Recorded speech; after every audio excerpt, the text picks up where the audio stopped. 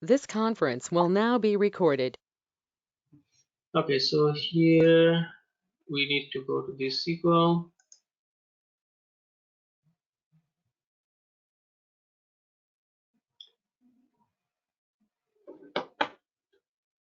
And let me try it myself.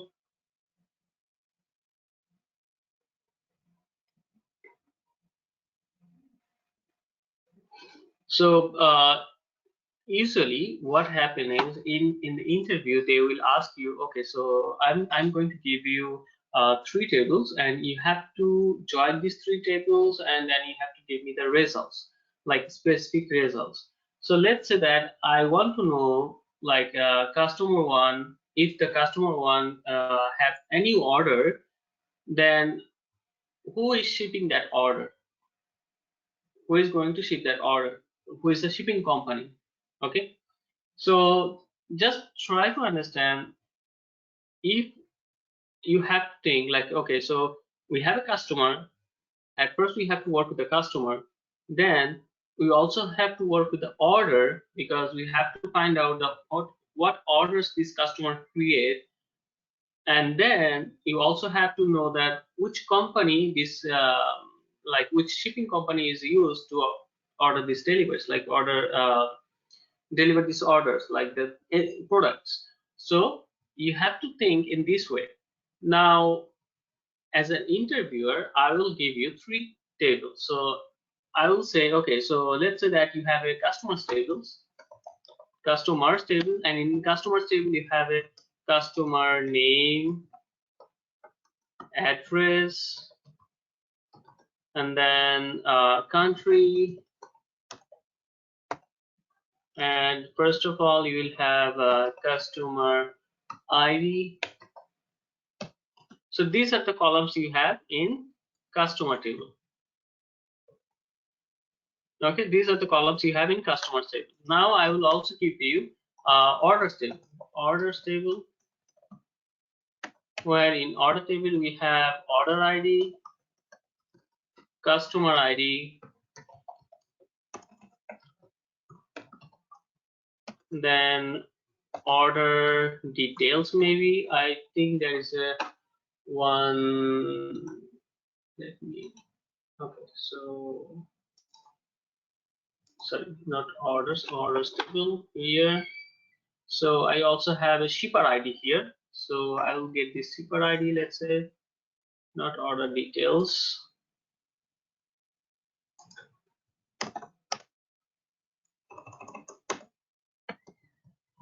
Shipper ID. And now you have one more table that is called shippers table. Shippers table. In shippers table, you have a shipper's ID. Shipper ID and shipper name. That's it. So these are the information I'm giving it to you as an interviewer. I will give this information to you, and then you have to join these three tables. You have to join these three tables, and you have to give me the result, like which for which customer, what is the order is, what is the order ID is, and who is shipping that order. Okay, so you have to create a join here. Now, first of all, you have to ask what columns you want to see in that, like result. Okay, can you hear me? I got one person who can't hear me. Yes, I can hear you. Okay, I think everyone can hear me. You can check the microphone, the headphone that you're using, maybe. Okay, I think everyone is hearing, so just check it out. If you feel like if still you are not hearing me, then just log off and then log in back. Okay, so these are the columns we have in these tables, and then I want to see the customer name.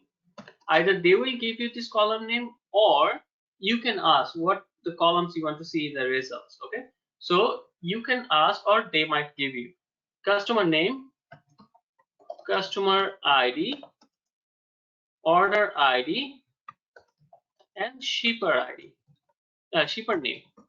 I want to see this information in my result. That's it. Okay, now these are the information they will provide, and based on that you have to create a query here. You got the point?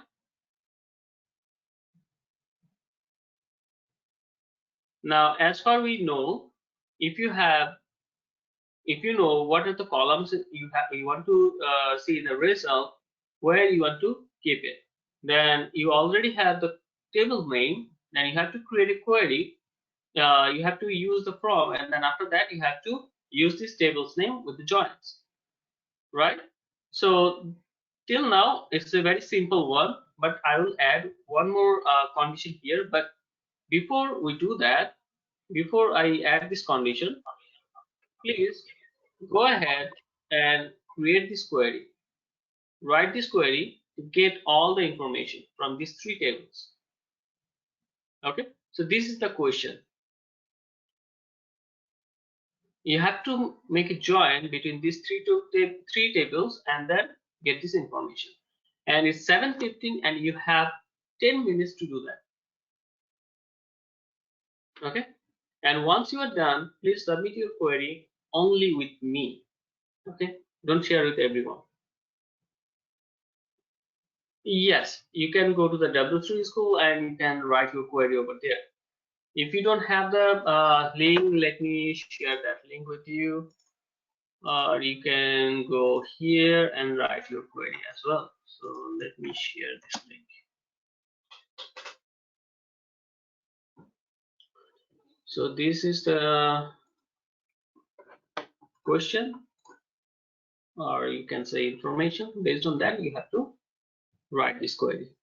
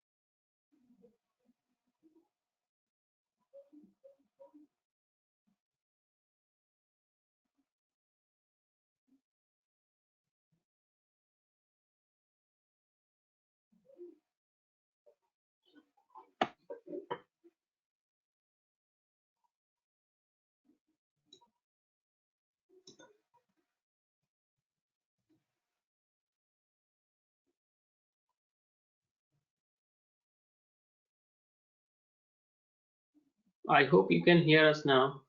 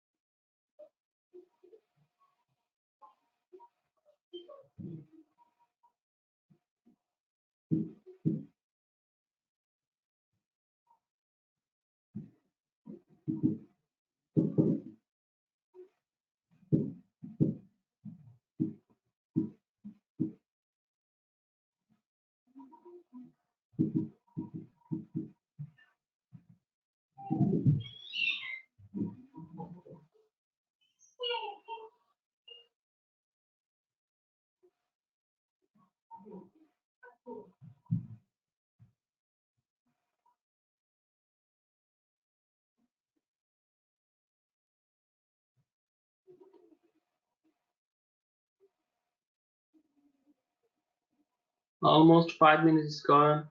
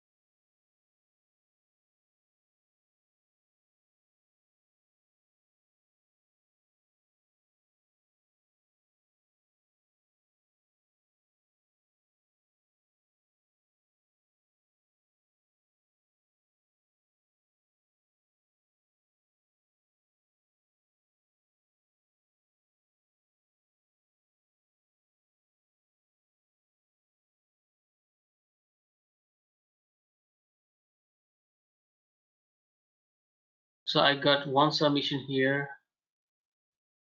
Um,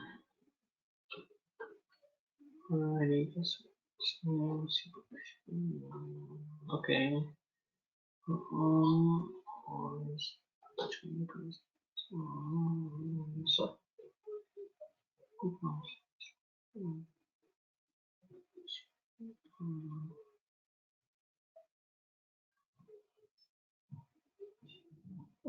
I don't see any issue here in this query. So, Misa, are you getting the results in the output?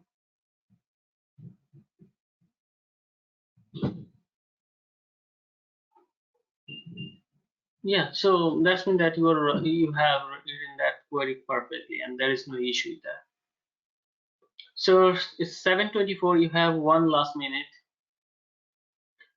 Yes, Anila. So if you're getting that number, that's mean that your query is right, and you're getting your query is correct one. If you want, you can also share that query with me. Just only with me. Don't share with everyone.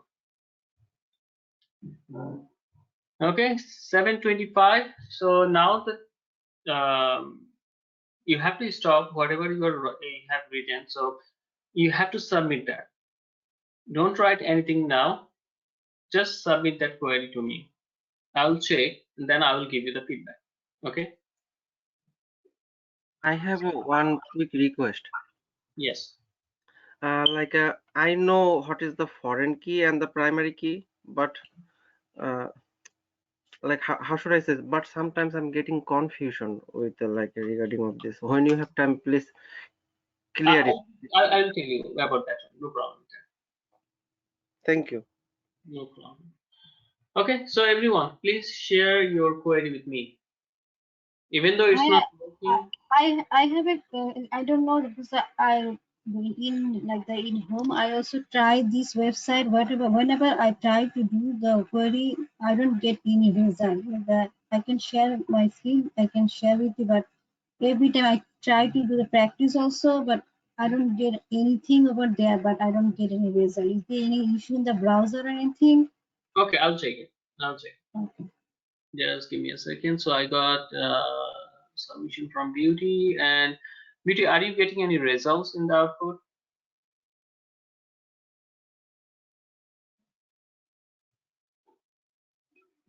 Yes, you're getting it. Okay, that's mean that your query is working correctly. There is no issue with that.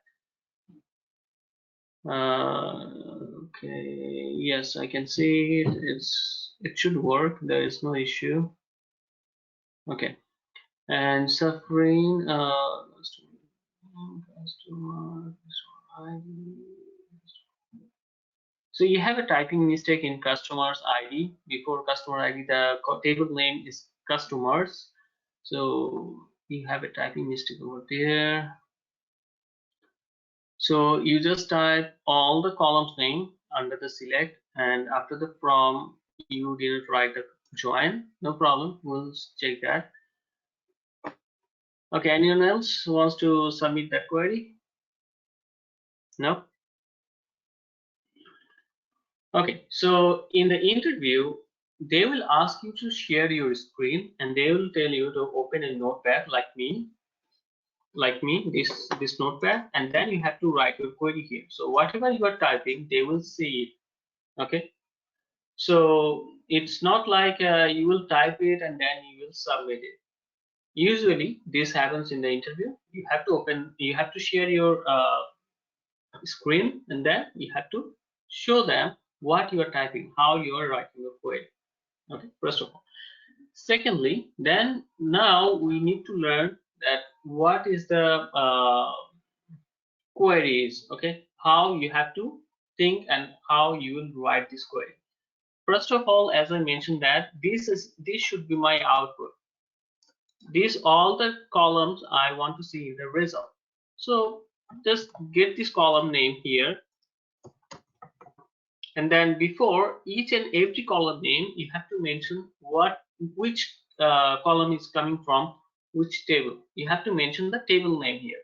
So this customer name, you will find this customer name in customers table. So you have to type customers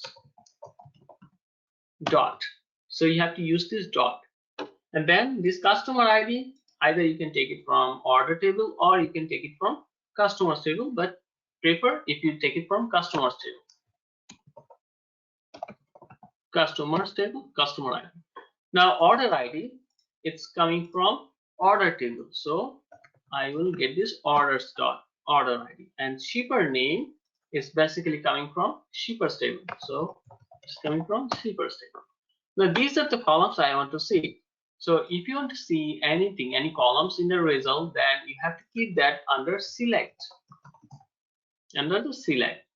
So this part, the first part is done. Now the next part is I have to use from.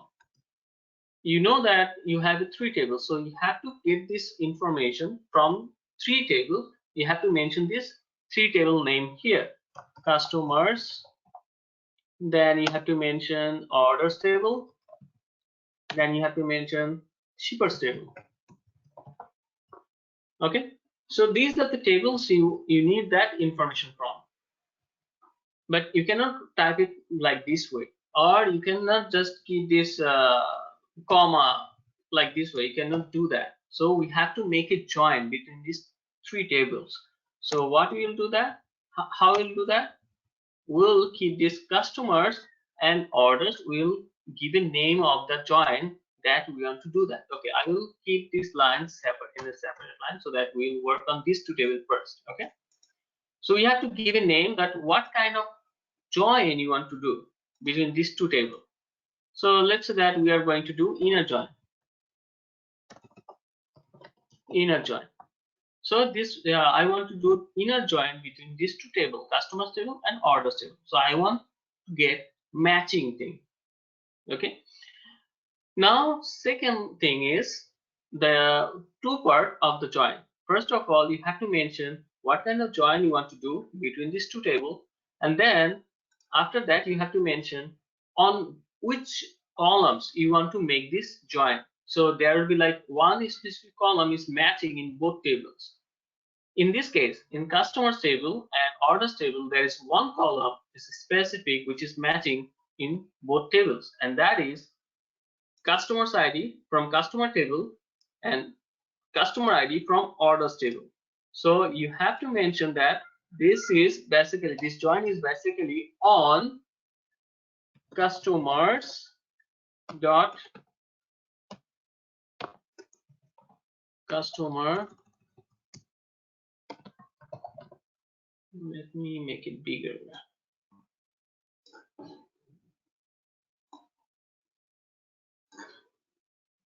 Customer ID equals orders dot customer ID. So this is the column which is basically matching between these 2 tables. So I will make this join.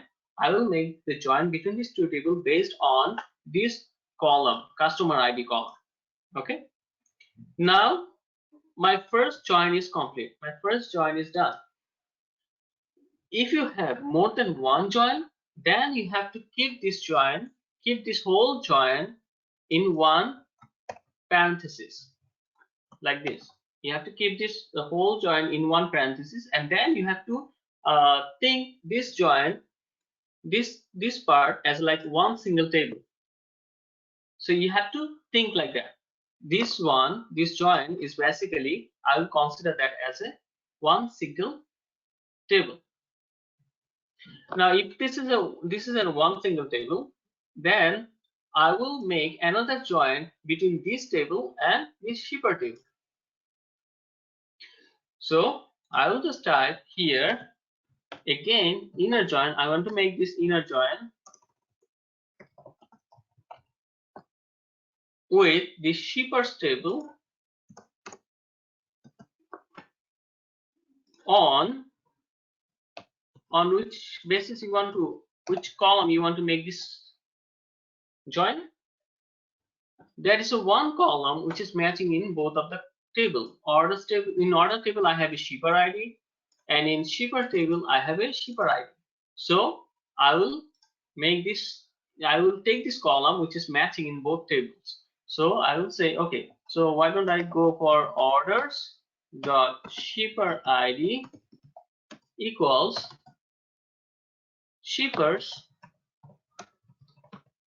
dot shipper ID. You see that? So this join is also done. So basically this join is happening between this shippers table and between this whole join, the first join. So my query is done. One thing I would like to mention over here. So after inner join shipper on, if I go for shippers.shipper ID equal to orders.orders ID, if it is like reverse, then no problem with the queries, right? No. There is no problem. Because like I trying to think it like a little bit carefully, like because over here from select customer dot we are all putting everything in a parenthesis and counting this one as a single table, then it will be easier for me if I just match this one with the shipper. So the matching thing is the shipper ID and the orders ID. So that's why if I go Right. for shipper.shipper ID, orders.shipper ID. Yes, that is right. Okay, thank you. No problem. So this part is basically doesn't matter that which part you want to keep, like on which side, it doesn't matter. The only thing is this part, the customer's inner join orders. It doesn't matter for inner join and full outer join, but it matters for left join and right join.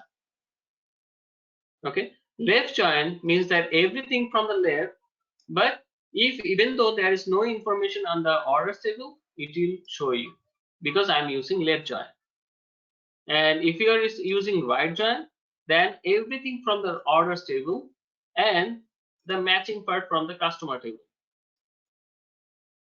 Okay, so we already saw the left join, and in that website the right join doesn't work and full outer doesn't work. So you can just practice with inner join and left join, it's fine.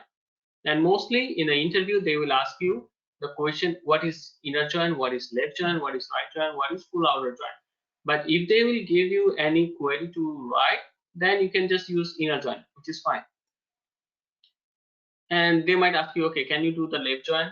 So if you use left join, then what will happen? So you just need to mention, okay, if I use left join, that means everything from the customers table, from the left table, and the matching part from the orders table, from the right table. Okay. Okay, I believe this query will run. Let me check it out here in this place and then run it.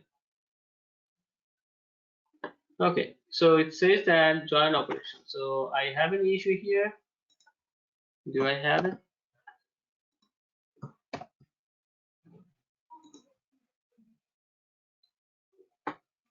I don't know. Syntax error in join operation. So I don't have any issue in the join. Join orders. Okay, let me try with this query that I got from some.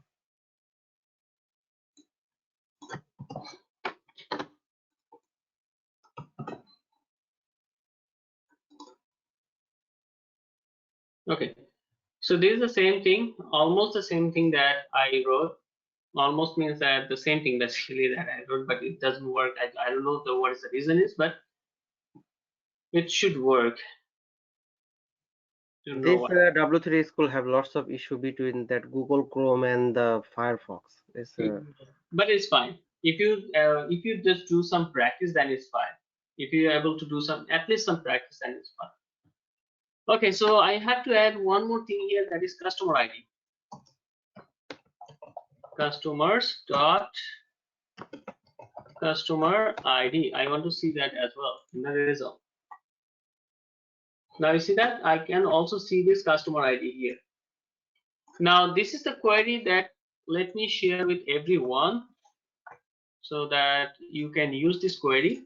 Now your second part of this question is, yes, I shared that with everyone. So now second part of this question is you have to find out the only specific for only one specific customer, that is customer ID 2.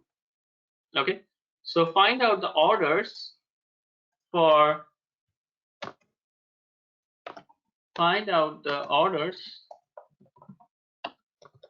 customer ID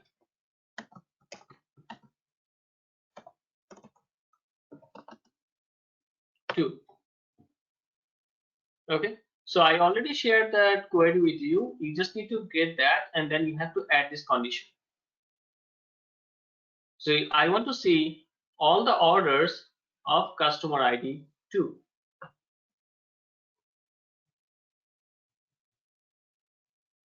And I'm giving you only 2 minutes.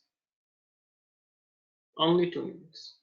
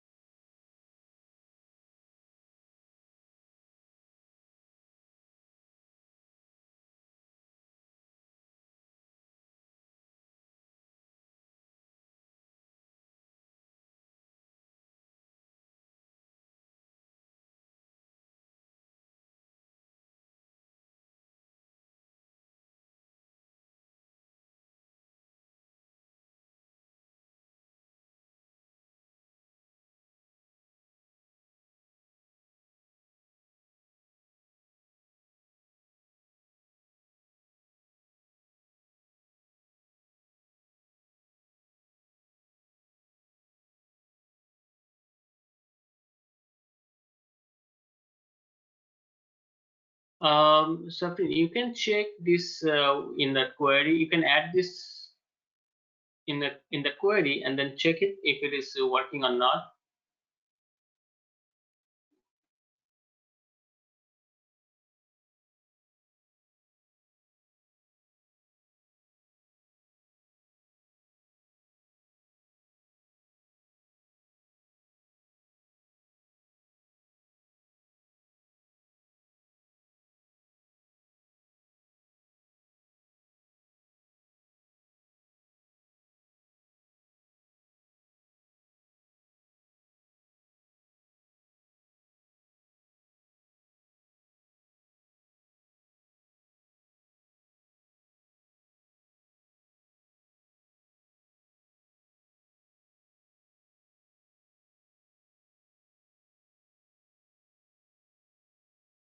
Yeah, that's right. It should not work because your condition is not specific.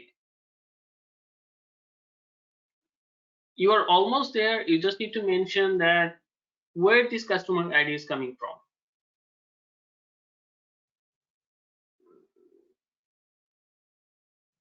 You have to be more specific.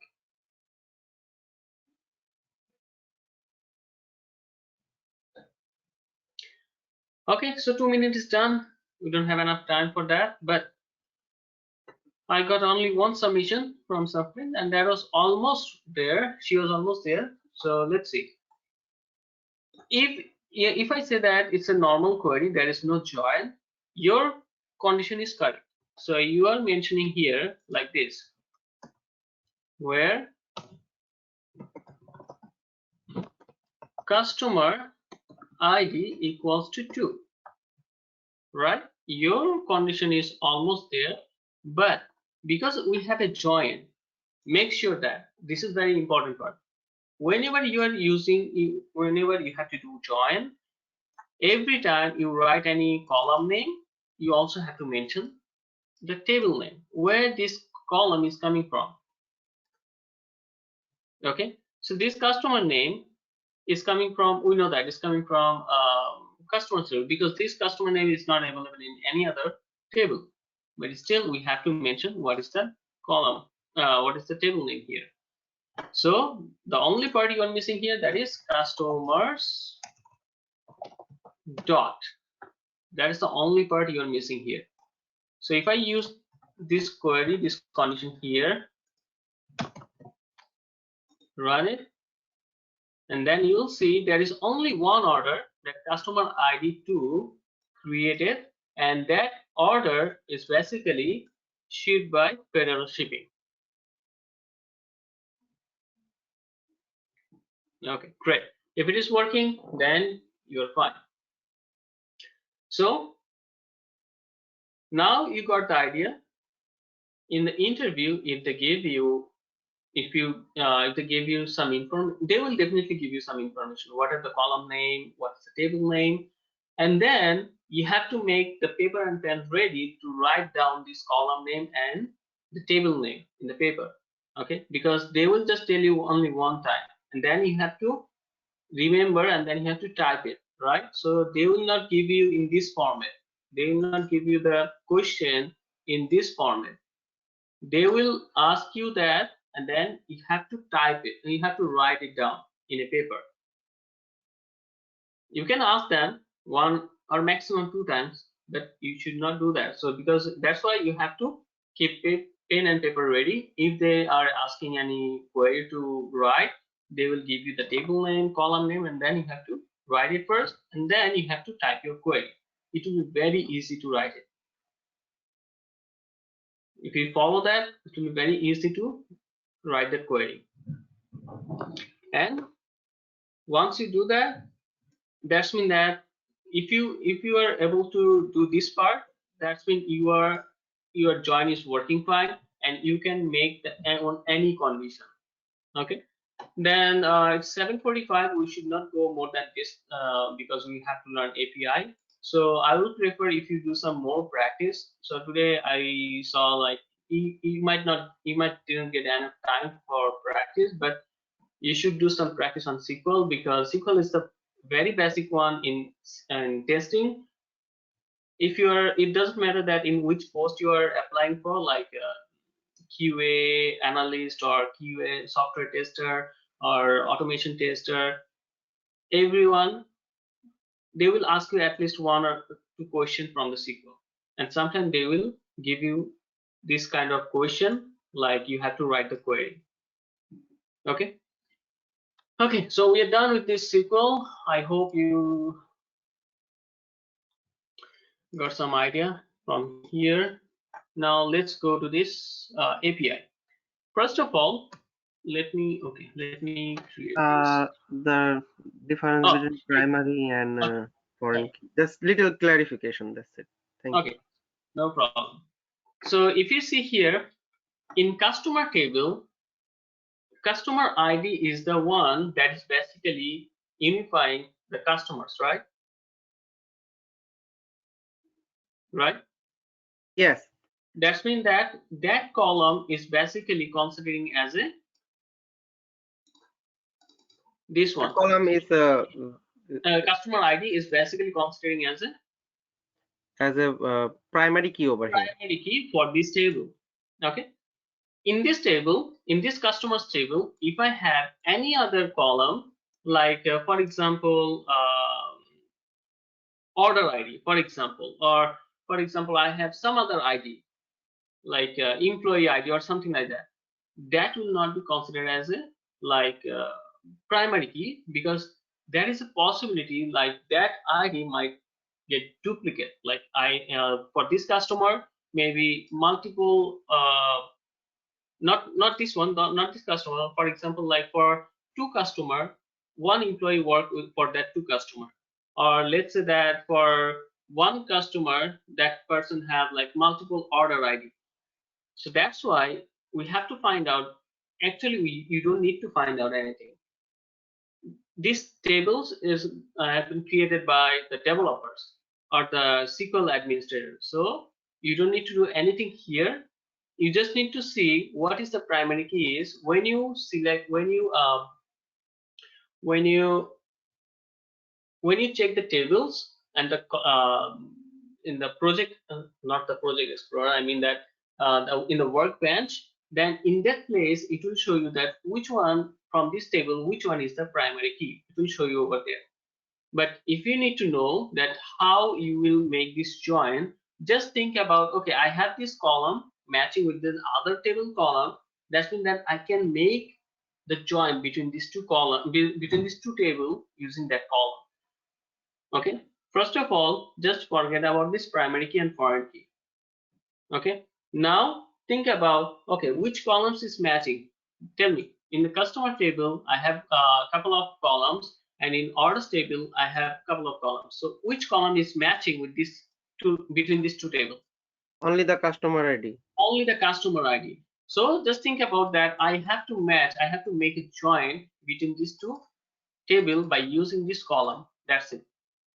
And when it comes to that primary key and foreign key, you always have to think primary key is something that is like unique to that specific table, like in this case, this customers table.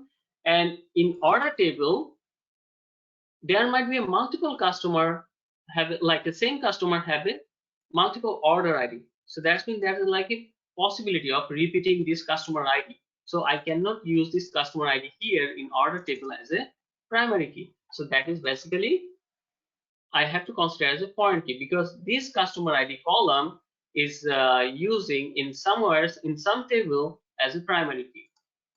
So the definition is if that column, if this customer ID is a primary key in one table, and if you find the same column in another table, that column is basically considered as foreign key. Got it. Clear now. I understand. Thank you. No problem. Okay, so that is it from this SQL. So I will keep that out. Now, API. To learn that API, let's go for shopping first, okay? Shopping means that buying a ticket first. Let's go, let's try to go Bangladesh, okay? So if I need to go to the Bangladesh, can anyone tell me what are the airlines we have? We have Qatar, we have Emirates, we have Saudi. This Okay, thing is very popular now. let's go with the Qatar Airlines, okay? And you also say Saudi, but we don't have any flight. Oh, you also have a flight, right? Here, Saudi Airlines. Yes, my family is visiting day after tomorrow. Okay, so Qatar Airlines, it's coming, and then here is Qatar Airways, and then Saudi.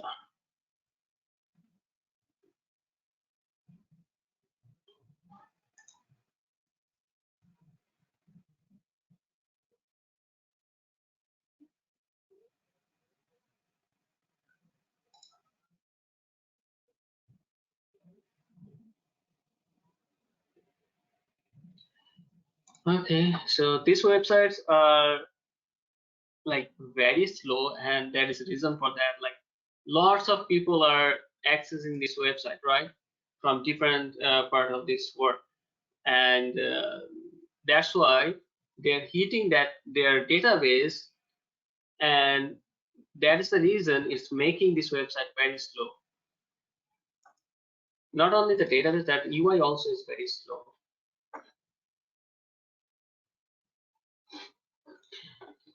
Okay, so let's start working with this Qatar Airlines. Let's say that we want to go to Bangladesh from here.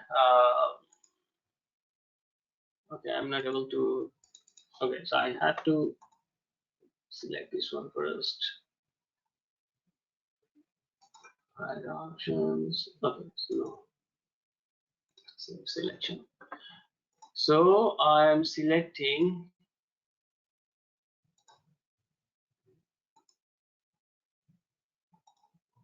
IAD.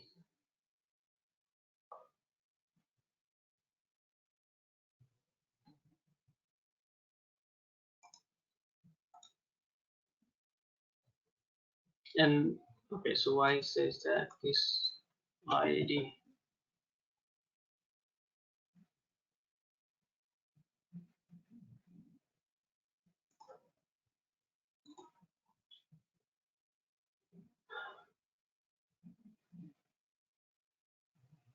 Let me check in that Chrome. I don't know that why. Yeah, Chrome is very fast and it's working and loading very quickly. Okay, let me check in the Chrome.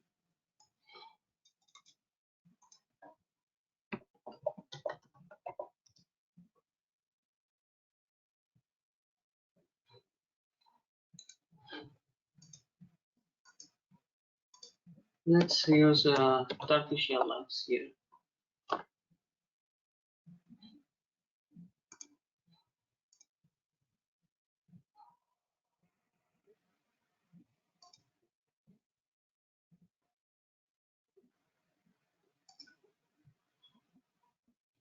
It's a little faster. Okay, so if I say IAD, selection.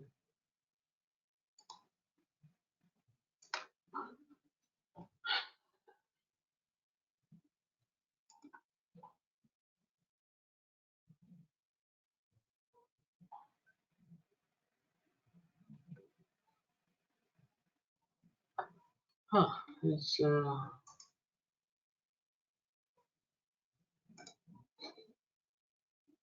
okay. Now it's time to go.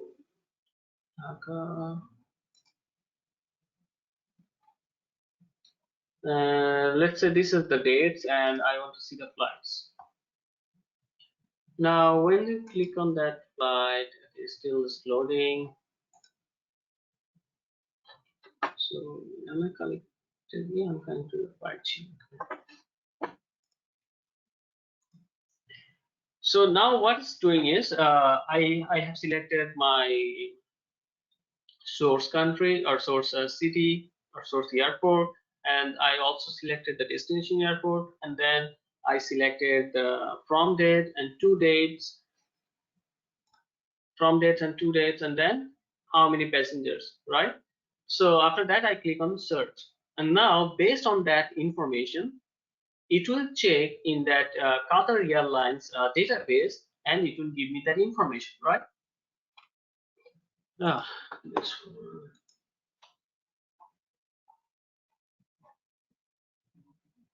one. Okay, so I have this still is working. Okay, Washington DC.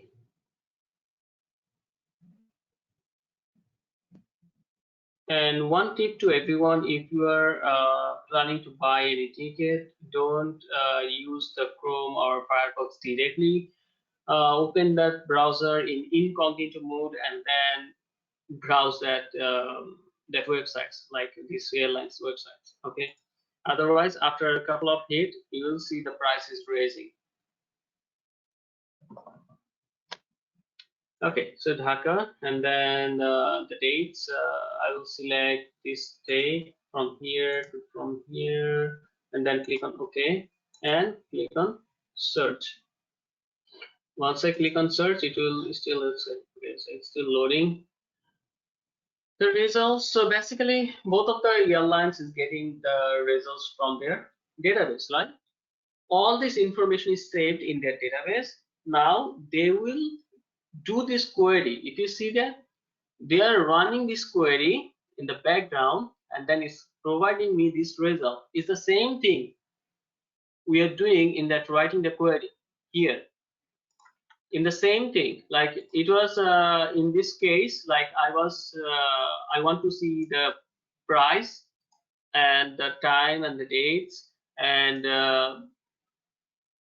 the condition was here, instead of customer ID, it was like the city, the arrival city, destination city, sorry, arrival, the source city, and the destination city, and then the dates and the passengers. Based on that, that the condition, based on that condition, it was giving me these results, right? This is the results.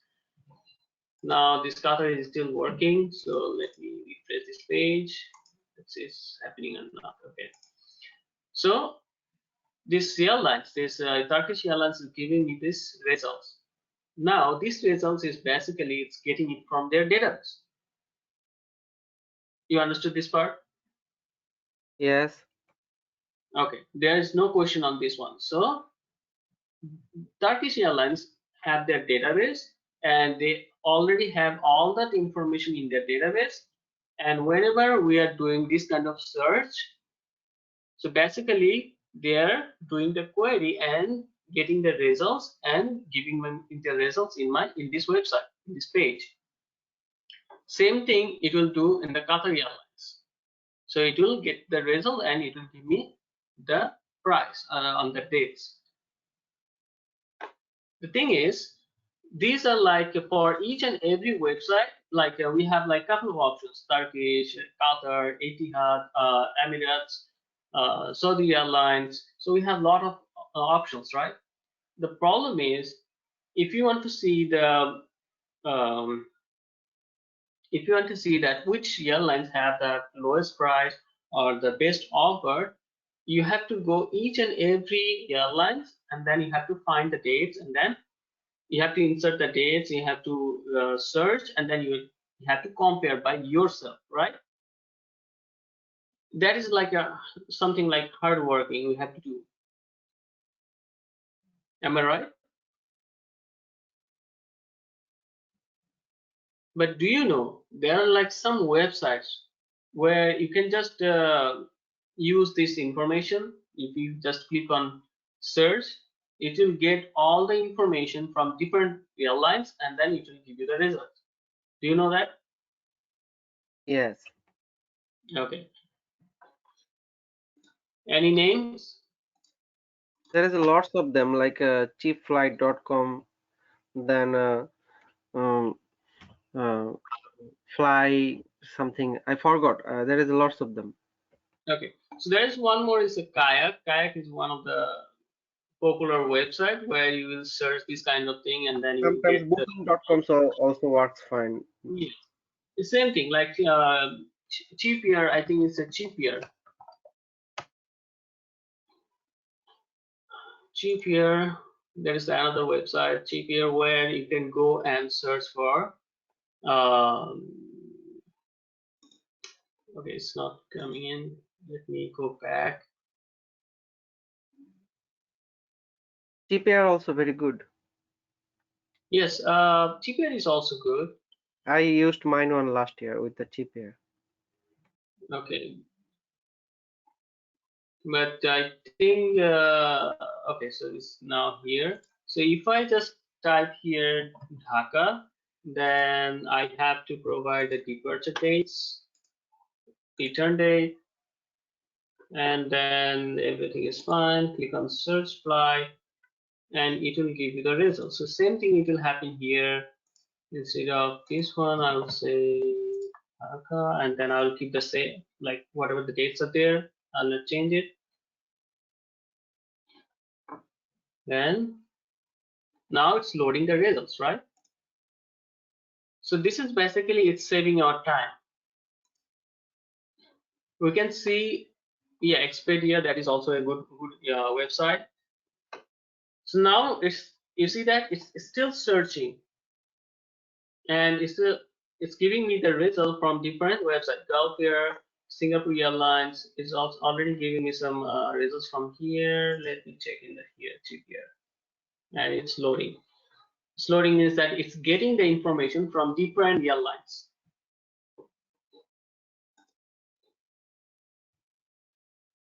It's almost done.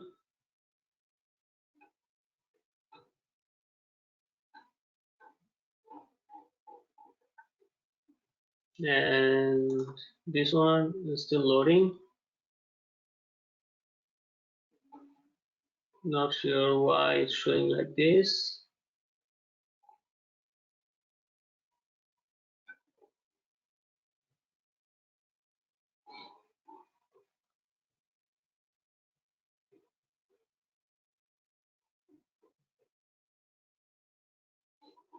No idea about this one. So it's still searching. Okay, here it's still searching. Let's go back to this Kayak. You see that Kayak search is almost done, and it says that what are the flights we have and which is the best one. And it's also have a sorting option for the cheapest. You can click on cheapest, and then it will show you the cheapest flights first. Now we have to think. These websites are not the official website of these airlines, right? These are not the official websites. Yes, it's not official. It's not official, but still I want to give some like access to this website, to these companies. So what they're doing is they are not sharing their database like directly, but they're using some kind of like technology. By using that, they are like hitting their database and then getting the results. But still I don't have the full control, or I don't have the database, like full access of the database as a third-party company. I can just hit that, I can just use this information, and then it will pass this information to the airlines company, and then airlines company will send the results to you. And it's basically showing me the same results here. Okay. Now here comes the API part. Because database is very, we have to make this database very secure so that no one from outside can access that. That's why we will not give the access for the database directly to anyone. So now what they do, they will use the API. API is basically something which will work in the background. It will take your request, it will pass your request to the airlines, different airlines, and then it will get the results from different airlines, merge it together, and then show you here in this website. We'll see one video, and then you will get a better idea that how this API works. Okay. Now, at least you got some basic idea, like how these results you are seeing is because of the API. Now, let's check it out, this video.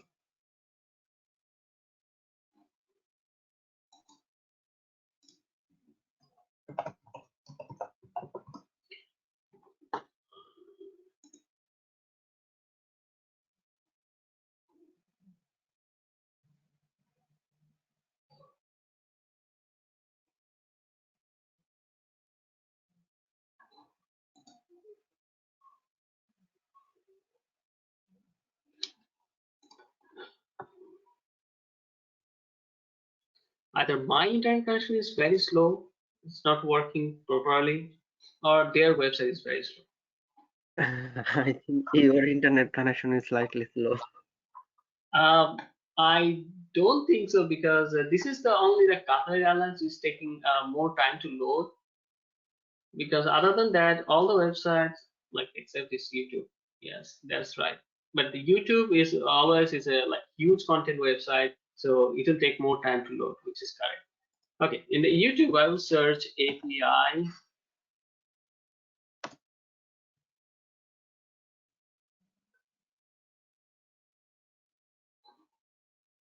And this is one of the good video on API. Like if you are very new on learning API, so this is like it will give you the best idea. Insurance?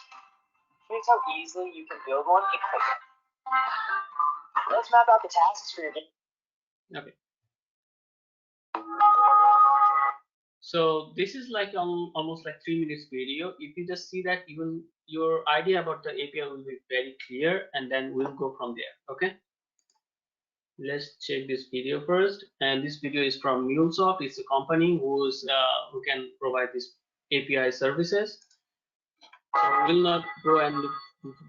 Okay. Connectivity is an amazing thing. By now, we're all used to the instant connectivity that puts the world at our fingertips. From desktops or devices, we can purchase, post, pin, and pick anything, anywhere. We are connected to the world and each other like never before. But how does it happen? How does data get from here to there? How do different devices and applications connect with each other to allow us to place an order, make a reservation, or book a flight with just a few taps or clicks? The unsung hero of our connected world is the Application Programming Interface, or API. It's the engine under the hood and is behind the scenes that we take for granted, but it's what makes possible all the interactivity we've come to expect and rely upon. But exactly what is an API? It's a question everyone asks. Okay, not really, but we're glad you did.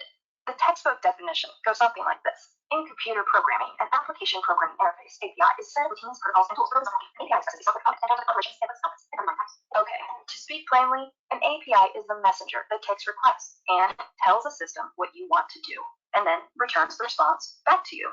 To give you a familiar example, think of an API as a waiter in a restaurant. Imagine you're sitting at the table with a menu of choices to order from, and the kitchen is the part of the system which will prepare your order. What's missing is the critical link to communicate your order to the kitchen and deliver your food back to your table. That's where the waiter, or API, comes in. The waiter is the messenger that takes your request or order and tells the system, in this case the kitchen, what to do.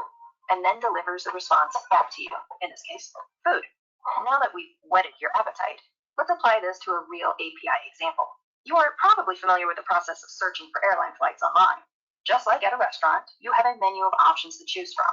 A drop-down menu in this case, you choose a departure city and date, a return city and date, cabin class, and other variables. In order to book your flight, you interact with the airline's website to access the airline's database to see if any seats are available on those dates and what the cost might be based on certain variables. But what if you're not using the airline's website, which has direct access to the information?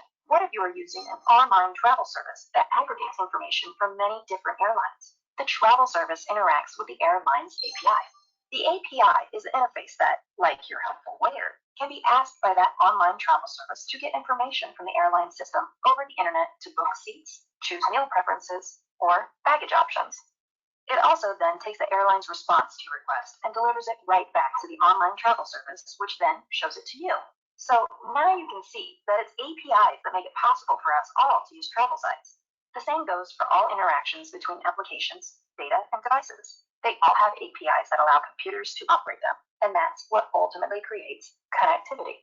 So whenever you think of an API, just think of it as your waiter running back and forth between applications, databases, and devices to deliver data and create the connectivity that puts the world at our fingertips. And whenever you think of creating an API, think MuleSoft. So this is their company name, but at least you got the idea what is API is. Am I right? Yes, so API is the middleman. API is the middleman. API is basically taking your order, is like supplying to the different airlines and then getting the results from them and then giving you that result in that website. So that means that like this website, Kayak, TPR, or Expedia, you can create also your website. You just need to know this API. You have to collect this API from these different airlines and then integrate in your website. And it's not only for airlines, you can do that for weather apps like restaurant booking. So you can do on anything. This API is now everywhere. Okay, that's mean that you can just use, for example, like shopping. If I want to make a shopping app, I just need to get the API. I just need to use the API from different companies like Safeway, Walmart, like Walgreens. So I have to get the API from this website, these companies, and then if any customer is searching for example, milk, I will say, okay, then this milk will go to the different companies like Safeway, Walmart, and then Walgreens, and then it will show that in which company is selling this milk in what price. Okay, so that is basically how this API works. Clear about the API? Concept about the API?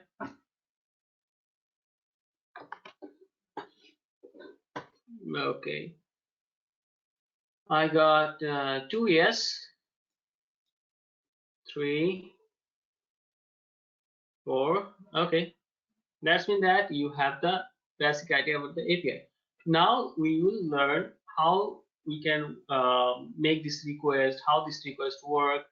Okay, so now we'll learn that. Now it will be very easy to work with if you understand the concept. Okay. Now there are like different applications we have in the market, but one of the most popular and free software is called Postman. It's a Postman. Just search Postman in the Google, and then you'll see this Postman, www.postman.com. So I'll click on that. I'll also share this URL with all of you so that you can just use this URL to go to this website. So I'll close all these tabs. It will help me on the browsing down the road also. Okay, so everyone will see this kind of website. This is basically the Postman website. And by using this software, we'll learn the API. And in the real world, many projects, they are also using this software, this Postman software. Okay. So, and one of the good thing is if you learn how these things work in Postman, you can work in any web, any software. Like there is one of the another popular software is SOAP UI. Okay. So that SOAP UI is a proprietary software, so that you have to buy for that, but this Postman is free. So if you know how these things work in Postman, and if you deliver that in the interview, they will able to know that, okay, so if you can work in Postman, you can also work on SOAP UI. It's almost the same thing. The concept is same. Maybe that the structure of the application is different. Maybe they're using some different terms in somewhere, but the concept is same. Okay. Now, I believe everyone is using Windows, so we'll download this from here. Download the desktop app. You see this Windows icon? Click on this Windows icon from here. You see this here, Windows icon? Click on this Windows icon, then it will start downloading this Postman.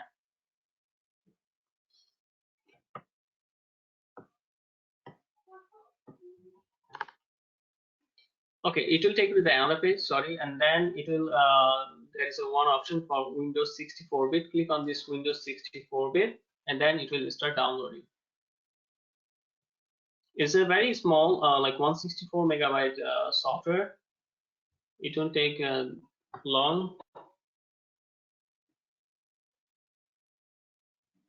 Okay, in the meantime, okay, so not in the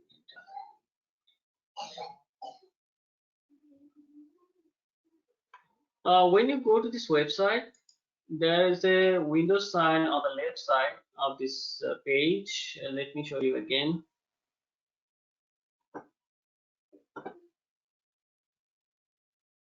You see this, there is a search, sign up for free. There is a search box here, or that not the search box, it's basically a text box. Under this text box, there is three icons: Windows, Apple, and Linux. So you have to click on Windows. I don't have that thing. No.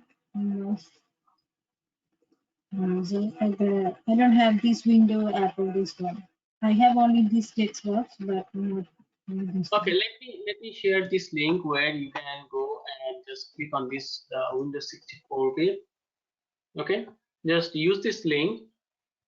Okay. Then it will take you to this page, and then click on this Windows 64-bit.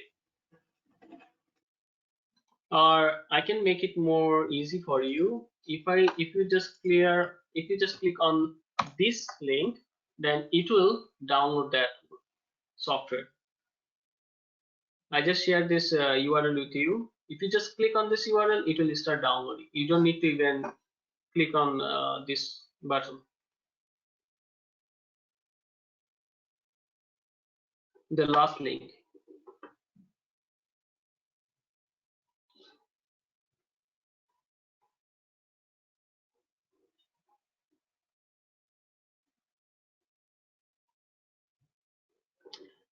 Okay, I believe everyone is done.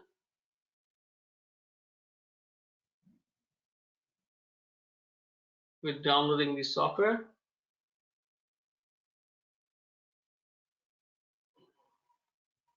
Okay, I need someone who can share his or her screen so that I can show you that this is very small software and this is very easy software. I can do that. Okay, you can share the screen because I already have this software installed, so I cannot show you that how to install from my PC. So you can share it now. So once you download the software, just click on this software. You don't need to open to this location. Just click on it, then it will start installing.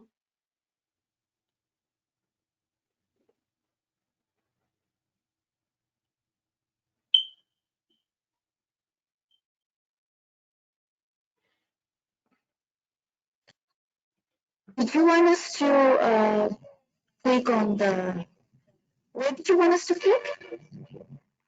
Do one thing.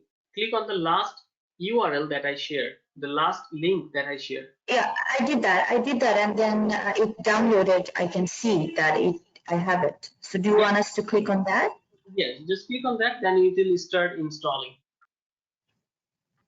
Okay, it says Postman Win64 SE-EXE. Is that the one? Yes, that's right. That's the one. Okay. So once you clicked on that, then it will take some time, and then it just install. And now here, when you see this window, so I will wait for you, for everyone, to until you get it here. It's not mandatory to create an account here for this Postman, but I prefer. I can skip, right? No, wait, don't click here. So I prefer if you create an account here. The reason behind create an account is when you have an account, when you work here in Postman, and you have some work done, and then you want to work in a different computer from there, from the remaining place where you live. So if you just log in, if you just install this Postman and log into this Postman, then you all of your work in your new computer. So that's why. Very good. Yeah, that's why I prefer if you create an account, but it's not mandatory. And there is one more thing: if you don't have an account, then you will not be able to create environment. Environment right now, the environment is not mandatory, but I will prefer if you create an account, because I will show you something from the environment also. For now, you can skip, but after today's session, you can create it. It's just like will take 5 minutes. You have to create an account, just put in your email address. It will send the one email to you, and then you have to just click on it. That's it. You have to just verify that it's your account. So I prefer to do that, and I believe everyone is with me. And here, they all are you here in this page, right? Can I share my screen? So it's showing me that the installation failed. I don't know. Okay, so I'm making the presenter. You can share screen. Click on close. Installation has failed. Why is that? Now click on close again on that one. This one. No. Yeah, click here, close, and then click on this Postman. The second post. Yes, here.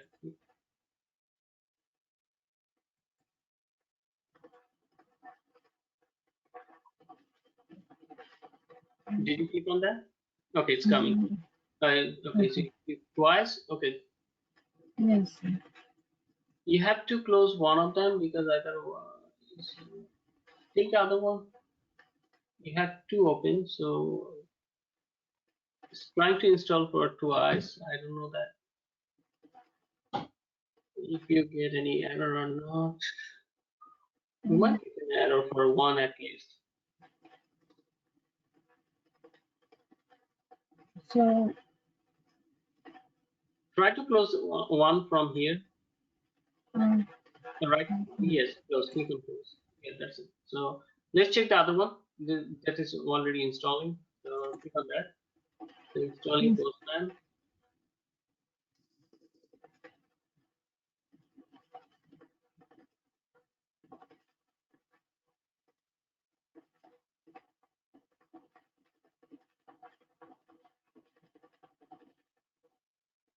do you think it's installing or the display? Yes, it's installing.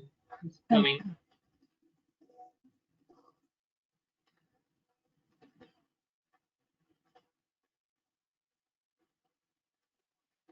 Yes, it's now it's installed. Yeah, now it's installed. So because we are here in her screen, so we'll follow here. Okay. Yeah, just continue, please. Yes. Okay. Thank you. So I believe you all are here in this page. Okay, you are here in the first page of the Postman. Now you can create this account later, but for now, what you can do is there is one option called skip and go to the app. The left bottom corner here, you see that left bottom left.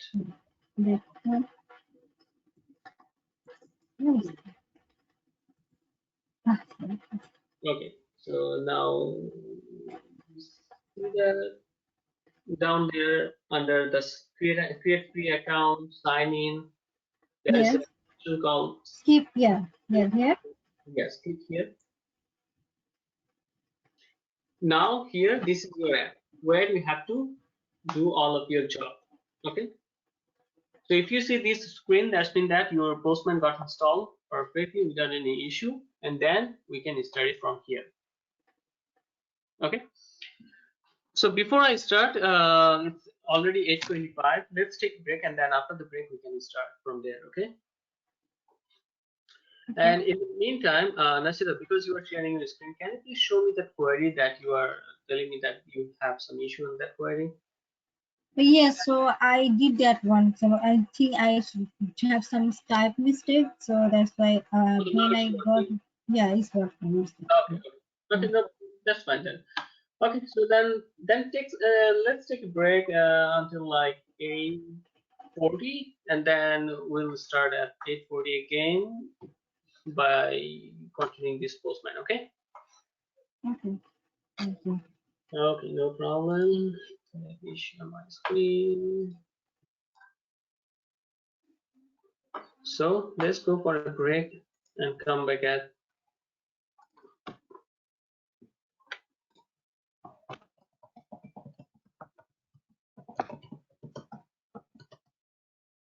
8:40. Okay, so 8:40 and then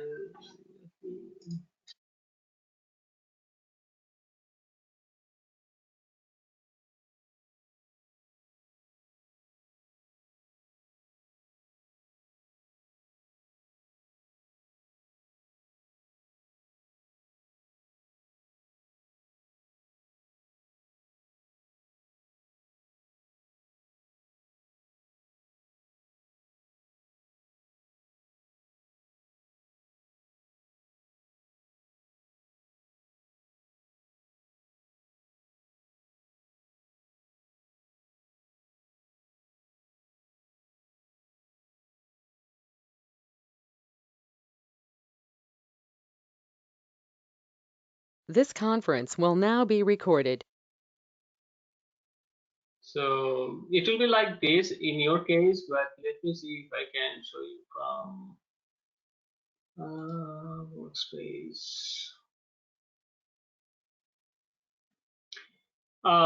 The thing is, right now it didn't like sign up with this Postman, so you don't have this workspace option.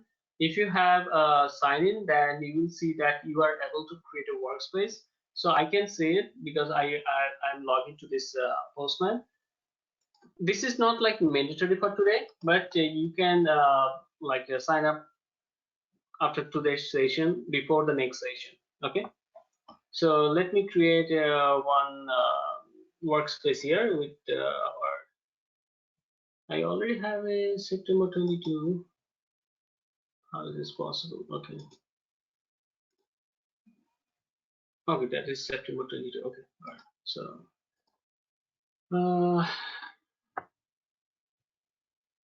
it's January 23, 2023. So I'll create a workspace. Okay. January 2023. I don't need any summary, visibility. So this is the option. If you are creating this workspace, you can also share this workspace with your team members.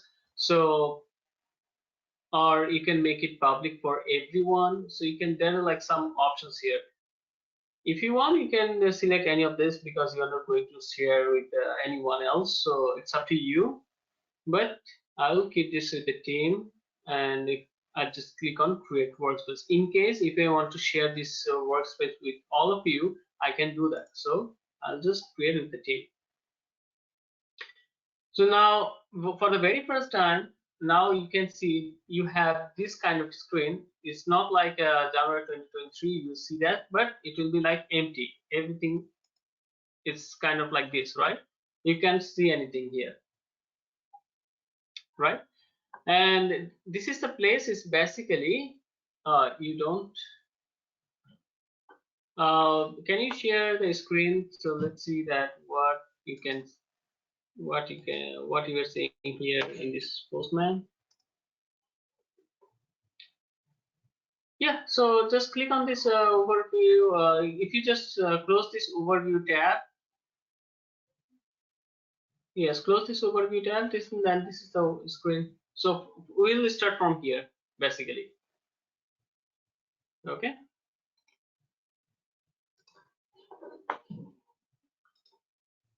So that is the first screen because because I already have some collections here, some information already here. That's why my Postman is looking something different, looks like something different, but it's the same thing. In your case, it's a very new, so you'll see there is nothing in this place, and in my case, it's also there's nothing. It says that create a collection for your request. Okay, and here you can see this is the Postman sign, and it says that open workspace overview. So I don't want to do anything here. In my case, what I'll do is we'll start working with a collection. So now what is collection and what is these things? We'll learn that, but we'll do some hands-on practice first. Then we'll come back to this place so that we can understand these things, how it's working, how it works. Okay. So first of all, if you see this this Postman, and on the left panel, this is the panel where you'll see like the list. It's kind of like if you try to if you know that in Java, in Eclipse, we have this kind of explorer where you can see our project name, and then under the project we have packages, and then under the package we have class. So it's almost the same thing. I'm sorry. Yes, go I'm ahead. sorry. Can you hear my voice right? Yes, it's not clear, but it's fine. I can hear it. Okay. I only see the screen that has that the robot thing in it. Because your screen is different. What did you click to see that? Did you see? No, I can see you also have the same thing. It's just like you have one icon here, which is something like astronaut. It's the astronaut, right? Right. Same thing. It's fine.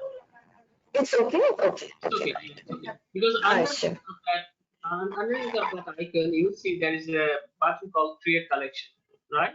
I do see that. I have that. Yeah. So it's fine. Okay. Okay. Thank you. Okay. So it might be the different version because this version, maybe my version is old and your version is new. That might be the reason, but usually it's almost the same thing. Okay, thank you. Okay, so now here if you want to relate your work with Java, what you can do is you can relate your packages, like in under one package you can create multiple class, right? And here instead of packages we have collection, and under the collection we have multiple requests. Okay, how this request works. So once you understand the request, then you will understand everything. If you remember, we made a request from this kayak. We just did that, right? We just made a request here.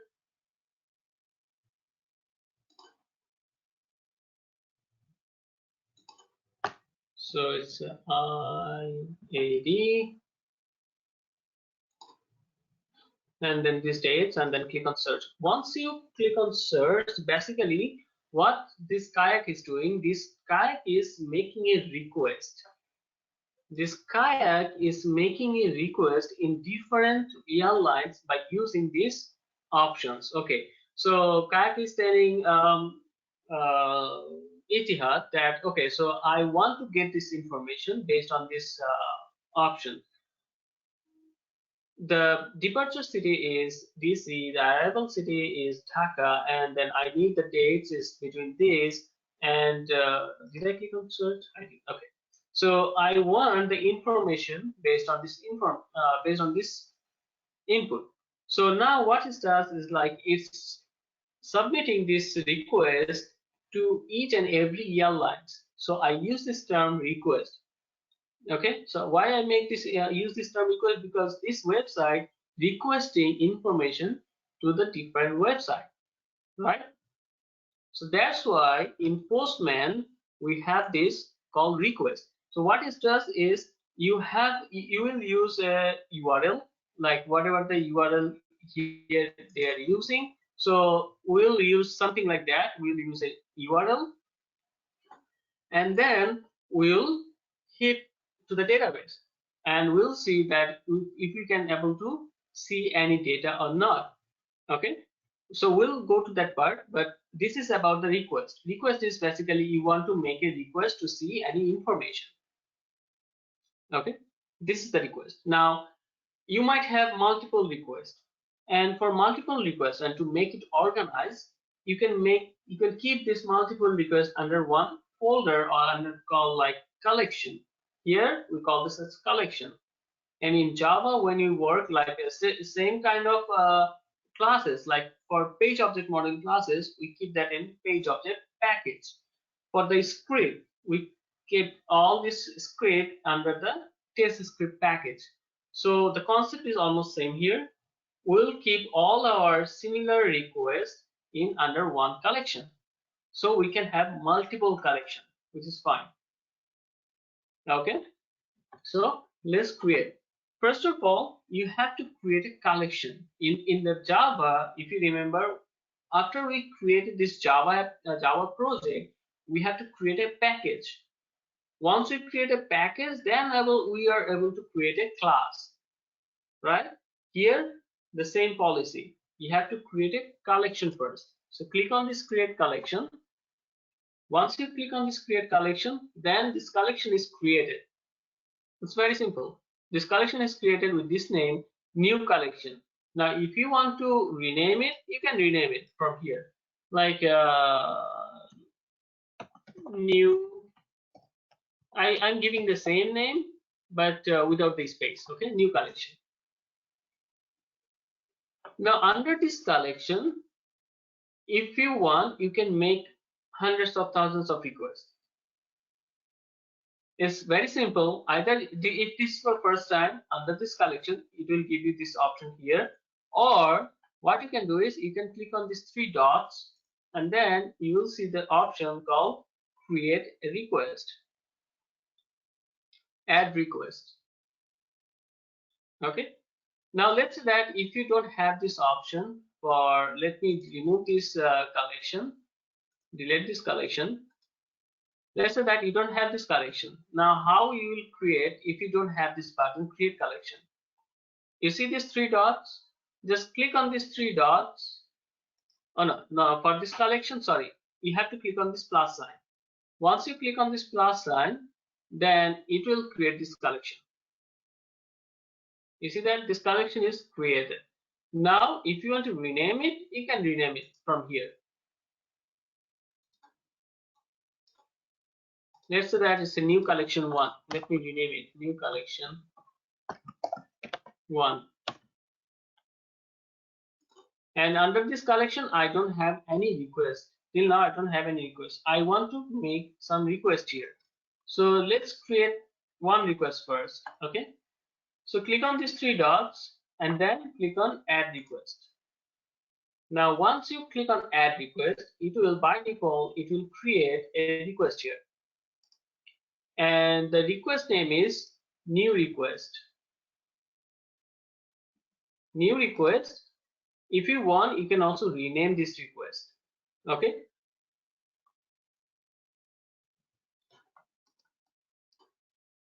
Okay. So first of all, here we are in the request where you have to make this request from. So couple of things are mandatory here in API. The very first thing you one second, something is hiding like your new request search bar. What is that? Yes, let me try to open this again. Yeah, exactly, I'm talking about that one. What is that? Yes, I don't know. Okay, so this is something I can drag it, but I don't know what is this. Okay, sir, drag it just on the other side in the corner. Thank you. You can drag it now anymore. Okay, no problem, but you can save. So this is the request, and everything you have to do is in the request. Okay, and for our testing, we'll follow one website. It's called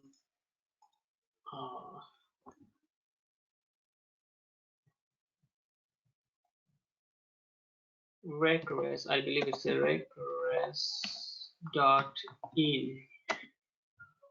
Regress.in. Yes, this is the website that we'll follow for our practice. Okay, so let me share this website URL with everyone.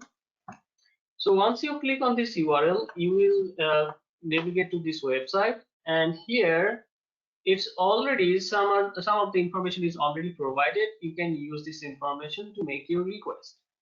Okay, so we'll do the request first, then we'll understand how this request is working and what exactly you have to use from this for the request.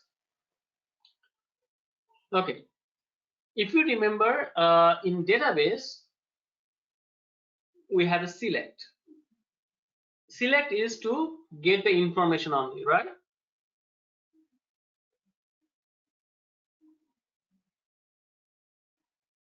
Am I right? Select is to get the information of specific columns.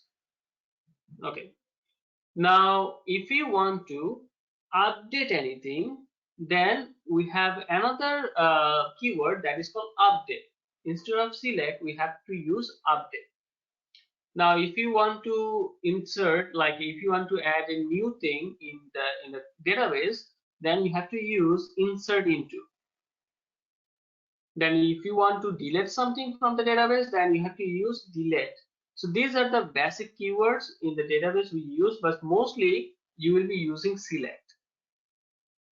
Now here in Postman, in API testing, we also have, you will be using this four kind of thing, like a select, update, insert into, and delete. But here, instead of select, we have get. Okay, the difference. Instead of select, we have a get. Instead of insert into, we'll do post. Instead of not insert into, I mean that update, we'll use post, and for insert into, we'll use put, and then to delete, we'll use delete. Delete is the same, but other than that, we have a get, post, and put. So we have a lot of methods here, but we don't need to know all of them. We just need to know only four: get, post, put, and delete. Okay, these are the four commonly used methods. So these are methods. Okay, these are methods that you need to use in your testing, in API testing. Okay, so first of all, in the database we work only with select. So here, first of all, we will work with the select, means get. In API language, we'll call it as get. Now in get, so what we can do with the get, so let's go to this website. Here it says that if we want to use get method, and if you want to get that list of the users, let's say that if you want to see the list of customers, then you have to use this request. And once you use this request, then you will get something like this.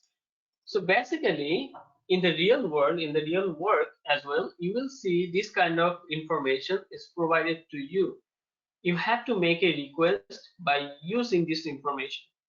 So in the information, it says that you have to use this get method. So you have to select get method.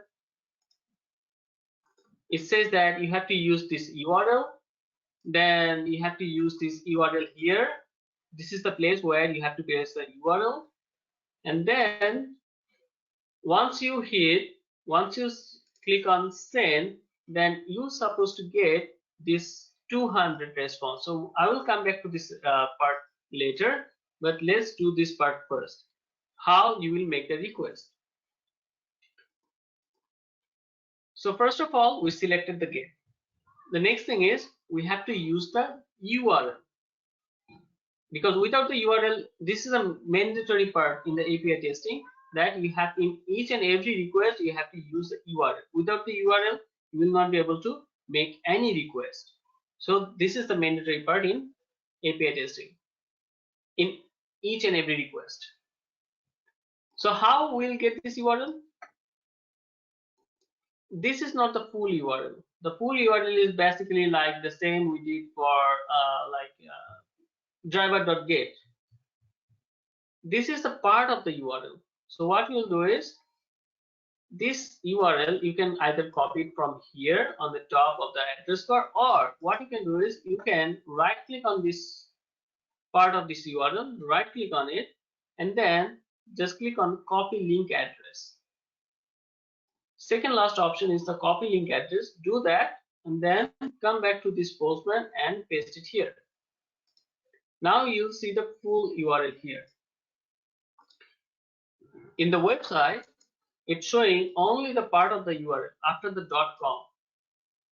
You see that after the .com, .in, it's showing this part, and this is the main URL.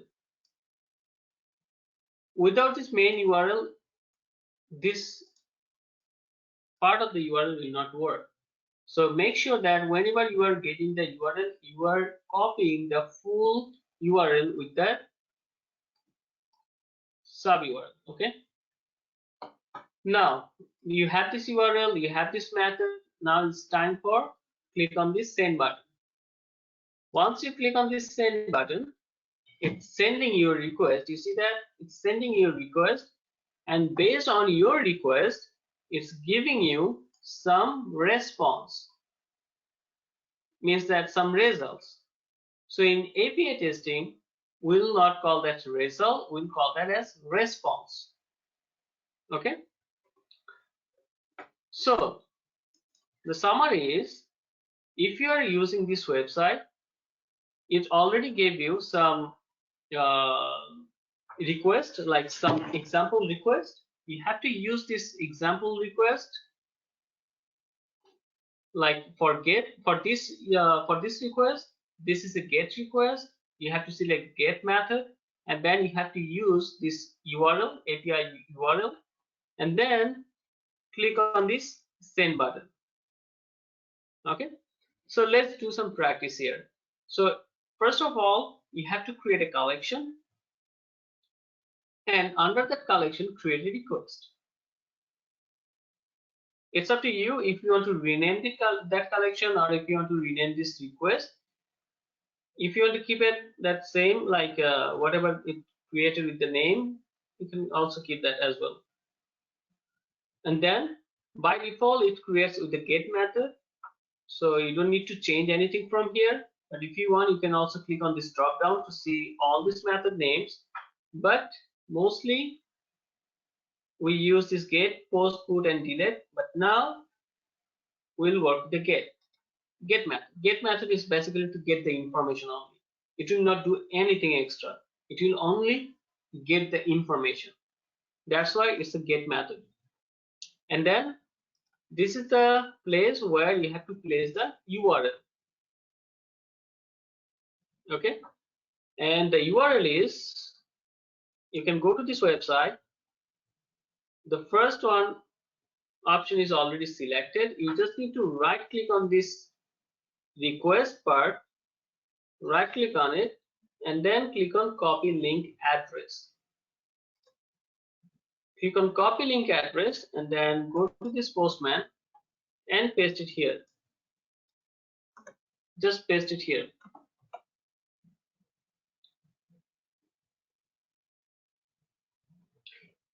Once you paste it here, then click on send.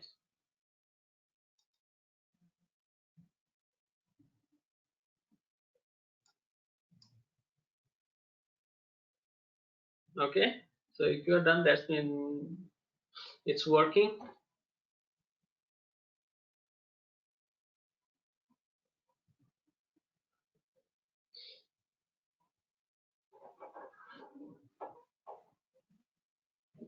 Everyone, Are you done with that?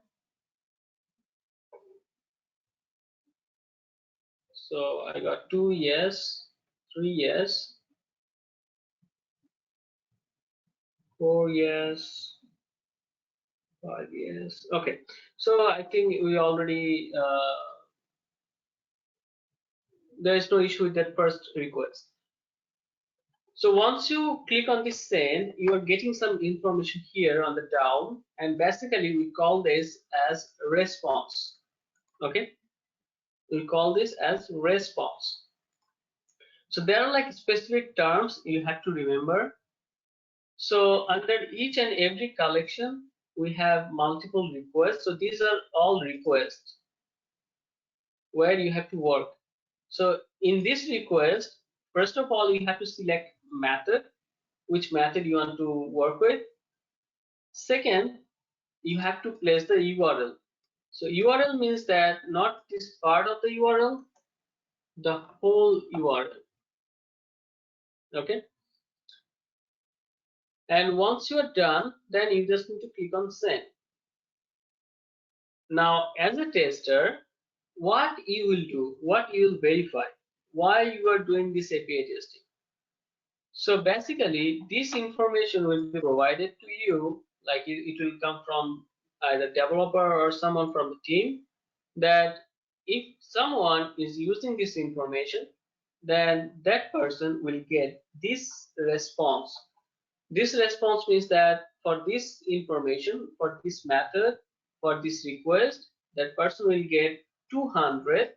This is one of the code, and that person will also see this message with all this information is page 2, per page 6, total 12, total pages 2, data, and under the data it will provide 6 customer information. And also there's one more thing, support. So if you go here in the Postman, I just check, okay, so I have page 2, per page 6, total 12, total pages 2, and under data, I have 6 customer information. I also have support, and then URL text. So basically, as a tester, you have to verify all this information are coming as expected or not. So you have to verify all this information. You have to verify this 200 status code. There are like a lot of code. Some of the code you already know, but you never think about from the perspective of API, but you will know now. This 200 is basically most of the time you will deal with this 200 because you will use this get method, and whenever you will use get method, you will get this 200 if there is no issue with that.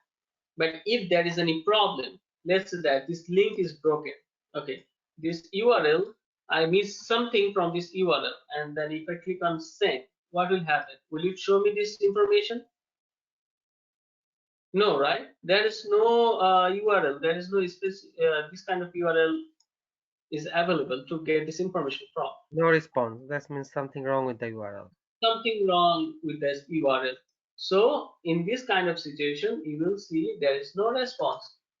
But if you see something like, let's get it back again. I'll say some extra thing here. Click on send. Now still it's showing. No, I don't want it. Let me get this API.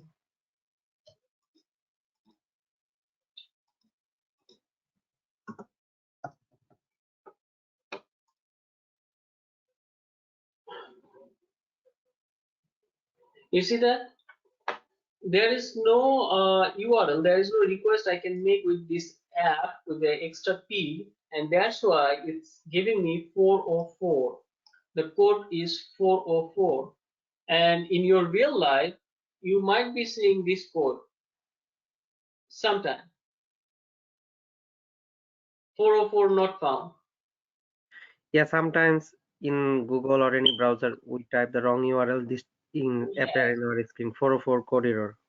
That's true. So let's say that you are trying to go www.amazon.com, If you type it correctly, then it will show you this website without any issue. But if you make this one, like if you type it wrong with Amazon, again Amazon, you just type something extra and then it will not show up here because there is no website with this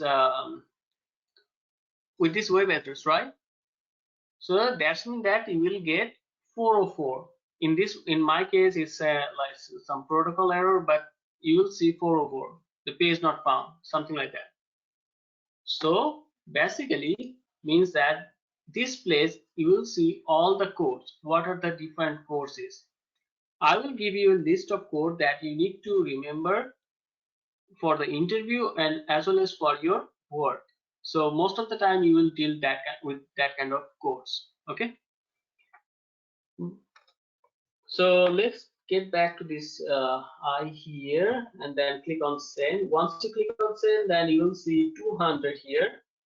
200 is the response code you will see all the time for this get method. Okay. So as a tester, you have to verify the response, the information from the response. You have to verify this status code. Sometimes these are the two mandatory testing you have to perform. Sometimes you have to verify that how much time it took to get that information. Let's say that this is 41 milliseconds. If I hit again this send, it's 58 milliseconds. But in your requirement document, if you remember that we did that on manual testing, in requirement document, it says that if any user is using this API and if they hit with this URL, they're supposed to get this result within like 50 milliseconds. So they have some requirement, and now it says that it's 58 milliseconds. That means that this test failed. It's supposed to get this response in 50 milliseconds, but it's getting in 58 milliseconds. Got it? So it didn't fulfill the requirement. Let's say that this is 173 kilobyte. So this size of the response, that is my expectation. If I hit this URL with this information, it's supposed to show me 6 results, right? 6 user information. If it's showing more information, the size of the response will be more. So my expectation is the size will be more than 1.5 kilobyte. So it is more than 1.5 kilobyte. So my test is passed. But if my expectation is 2 kilobyte, but it's coming less than 2 kilobyte, then the test will fail. But these two testing is not mandatory. Sometime we might need to do that, but these two are mandatory. You have to verify the response, the information, you have to verify the status code. Okay. So as a tester, as a manual tester, as an automation tester, you have to perform this testing. And this API testing is very popular now. So if you are thinking that you will skip this API testing, I will say that is not a good idea. And it will take like only like if you understand the concept, it will take only a couple of hours to understand this method, understand this response and the course. Then you will be good to go for the interview. Okay, don't skip this API. I have a one short question, please. Yes. I understand the whole concept over here of API, but the question is from where I will get that link to do testing. That one will be like provided by the company, right? Yes, as I mentioned earlier, this information. So this information, what is that? This information will be provided by the developer, or it will be written in the requirement document. Okay, cool, done. So Thank you. you will get this one from your team. And based on that, you have to make a request. Perfect. So it's not kind of like you join the team and then say, okay, just do the API testing, because you don't know anything. You need some document. Yes, definitely. Without the document, how you will know that what is the URL is? Because this URL is created by the developer. So if the developer is not providing this URL, then how you are going to hit this URL? Okay, so if you missed anything from the URL, then you will not see that status for 200. Yeah. Another quick question, like we have to check the status and the response time too. If the response times is more than like a 56 millisecond, then this will be also fixed by the developer or somebody else. Yes, so that's mean that they have to work on the performance. So there is like It some all comes under the performance testing, right? performance testing, but that is also performance testing. So their expectation is this request supposed to be the response you will get within like 50 milliseconds, but you are getting in 58 milliseconds. So you are already performing the performance testing, but what they will do, the developers will fix something so that the request will like send the response within 50 milliseconds. Cool, got it. Okay, so did you practice on that? Are you done with this practice? Yes. Everyone? Where are you seeing the 58 milliseconds? You see here, just beside of this 200 OK, there is 58 milliseconds. I do see the 200 okay, then it says 262 milliseconds for me. Yes, that's the reason. For you, you are getting that response after 200 milliseconds. That means that either your internet connection is slow or the server is slow. So that's okay, right? Mine is the same thing, 235 milliseconds. Mine on 53 millisecond. That's absolutely fine. It's just like for the practice I'm saying, because when you are doing this testing, basically you will be in that the company network. So when you will be testing, you It's when also testing our internet speed. That's good. so everything will be fine. So you will not see that like that difference, like 200. So expectation is 50, but you are getting 200. But yes, if you test that for multiple times, for let's say 5 times, let's say that this is for 5 times you are testing it, and it's going over 50 for like one time. That's mean that there is something like happen in your computer or your network that you got the 4 times correctly, but one time you got it like more than 50. So which is like acceptable. But if you get for 4 times more than 50, then they have to work on it. Like I got it in 33 milliseconds. BD got it in 31 milliseconds. That's mean that our internet connection is first. It's connecting to the server and it's getting the response very quick. And in your case, whoever is getting 200 milliseconds, that means that your internet connection may be slow or your computer is maybe slow, and that's why you are getting this response in that time, like 200, more than 200 milliseconds. Okay, but don't worry about this part, because most of the time you will be testing this one, this response information, and also this status code. And for the interview, you also need to prepare for this response and the status code. That is something extra. This is the response, and which one is the status code? These are all the status codes? No, 200, this 200 Oh, okay. is the status. The number. Okay, got it.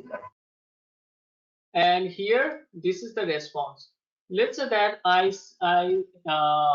in this page, in this URL, I have page equals to 2. just change this 1 2 to 1 and then click on send. Once you click on send, then you'll see a new response and you'll see this page is 1. So now you are in page 1. Per page is 6, which is like the same like previous. Total is 12, which is similar to the previous one. Total page is 2, which is also similar to the previous one. But these informations are different. This is ID 1, ID 2, ID 3. Now I have to verify if I am getting all these IDs from 1 to 6 in this page or not.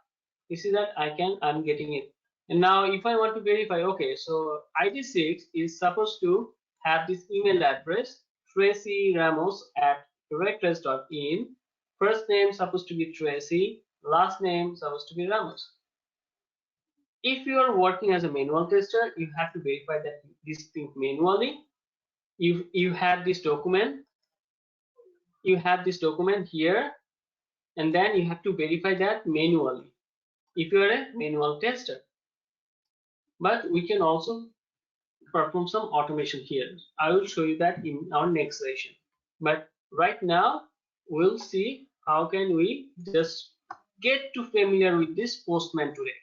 Okay, then we'll do some practice before the next session, and then in the next session it will be like something more about the automation and something more advanced. Okay, so now you got the idea about this URL. If you change this value, so can you check this value with the 3? Because I said that in the requirement it says that total pages will be 2, but I'm trying to search with the page 3. What you can see in the response?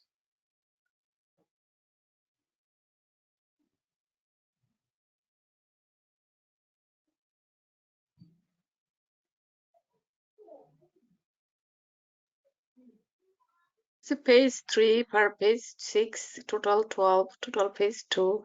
Do you see any data? No, we don't see any data. No, there is no data. So We that is my expectation. What is my expectation is there will be like only total 2 pages, but I'm trying to search with the page 3, and if I do that, it will show me the results here in the response. I'm in page 3, per page is 6, total is 12, total pages is 2, but in this third page I don't have any data. This is expected. So Yeah, it's empty. it should be, the data should be empty. So as a tester, you also have to verify this kind of thing. If you remember, I already mentioned that in our manual testing classes, that you are a tester, so you have to think in different ways how you can break it. So let's say that if I just place this 3 here, and it's showing me all the results of page 1, that's mean that there is some issue. You got it? So as a tester, you always have to find the defect. You always have to think how can you break the system. So if you can break the system, that means that they will fix it. And why they will fix it? Because it might cause the issue in that user case. Like user might different like for some reason, if the user placed 4 here, let's say that instead of 1, user just placed 2 1 for some reason. And if users see the information of page 1 or 2 or something like that, then that is not a good thing, good idea, right? It should not show the response from the page 1. Okay, so you have to test all different ways to break the system.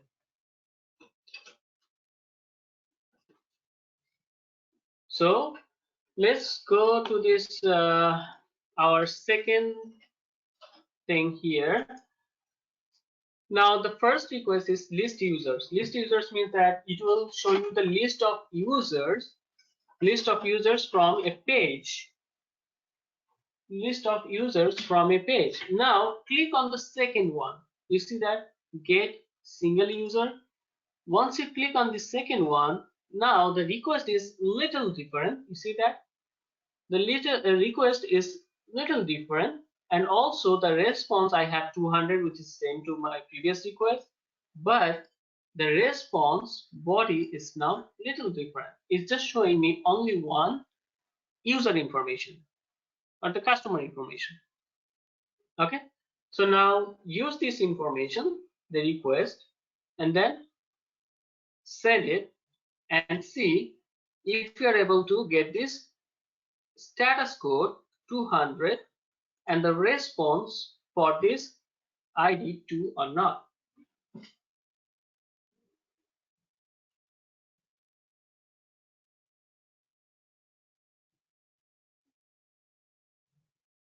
Before you do that, I think you are practicing on the same one. So what you can do is keep your this request as is. If you go here on this collection, new collection one, that is I created the collection, click on this three dot and then click on add request. Once you click on add request, it will create another request. With empty URL. So the get method is already there. You don't need to do anything here. You just need to paste the URL here. And once you paste the URL, click on send. Okay. So keep your first request as is. Don't change that request. Just create another request. And this is the request you have to make. Based on the request, it's supposed to get status code 200 with the user, the data ID equals to 2.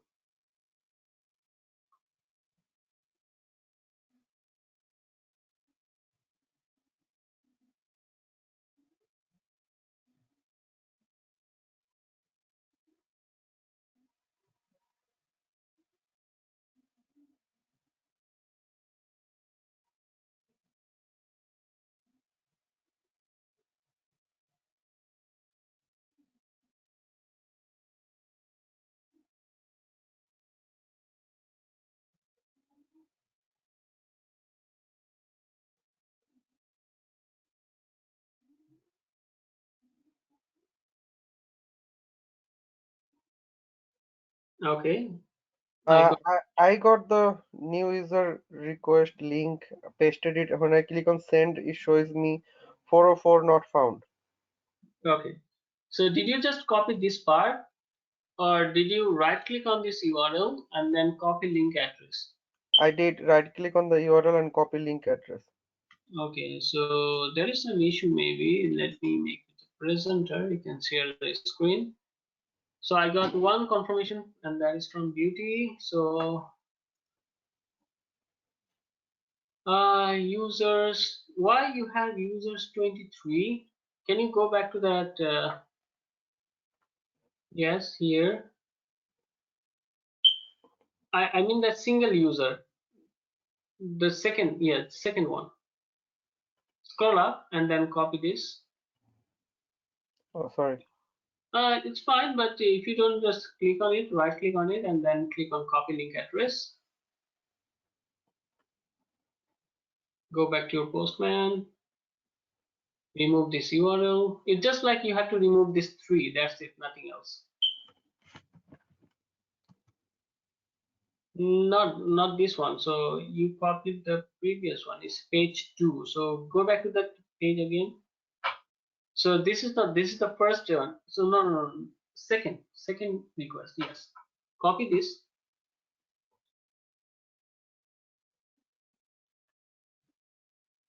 So I got one more confirmation, that is from Supreme. Paste it and then click on send. Okay, I also got was confirmation from Salma. Click on send. Yeah, it's like because of the screen sharing things, I cannot see my send button on my screen. Okay, you can drag it. Yeah, that's good now.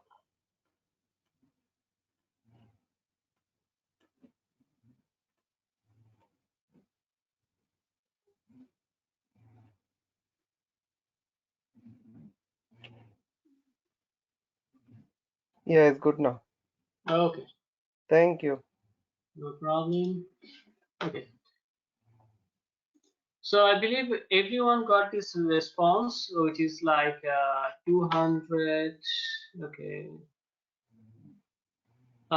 Yes, I think that is the right response, Janet Weaver. And you are also can see that the response is 200. So let me check the response. Okay, did I copy that? No, not this one. Let me just copy this and paste it here. So you also have to verify if you are getting it 200 or not. So that is one of the testing requirement. You have to verify the response as well as the status code. So now this is like when you have data. I know that I have users up to 12. I have an ID users up to 12. But what if I want to try with a different ID, for example, like 50?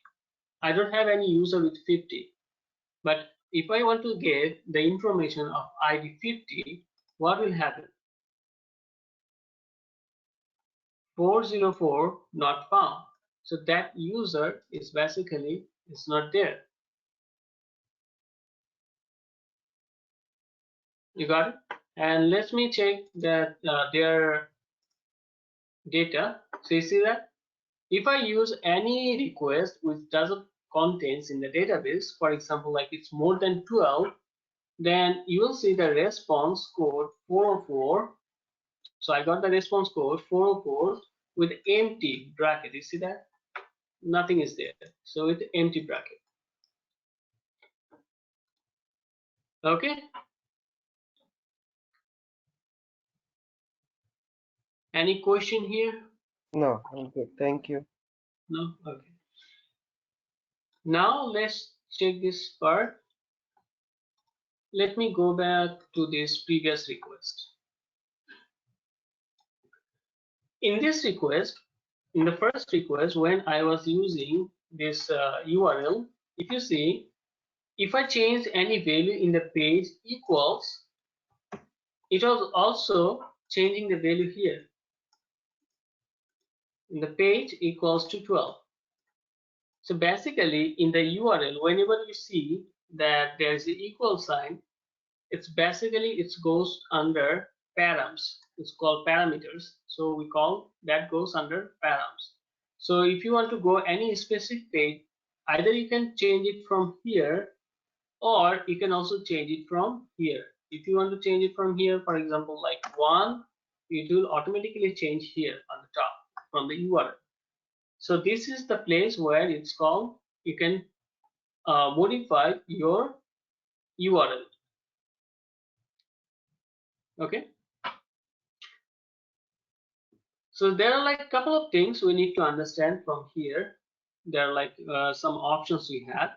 We'll go to that point later, but let's do some.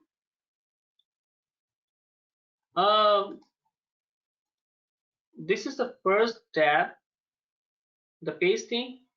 This is the first tab. You see that first tab is param. So once you click on this, by default it's selected, but if it's not, if you can click on it, then it will take you to this query params, and then you'll see what are the parameters we have here.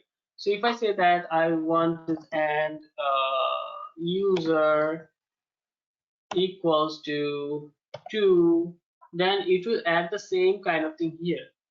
It's just kind of like you are adding more conditions. So let's say that if you're thinking, you can only see the key, but this is the value. The key part is here, and this is the value. And value is basically that what information you want to provide in the URL. So let's say that, let's take this example of airlines. So you want departure,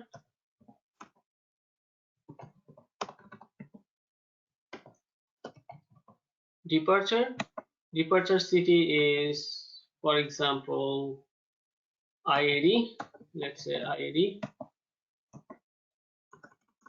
arrival, city is Dhaka,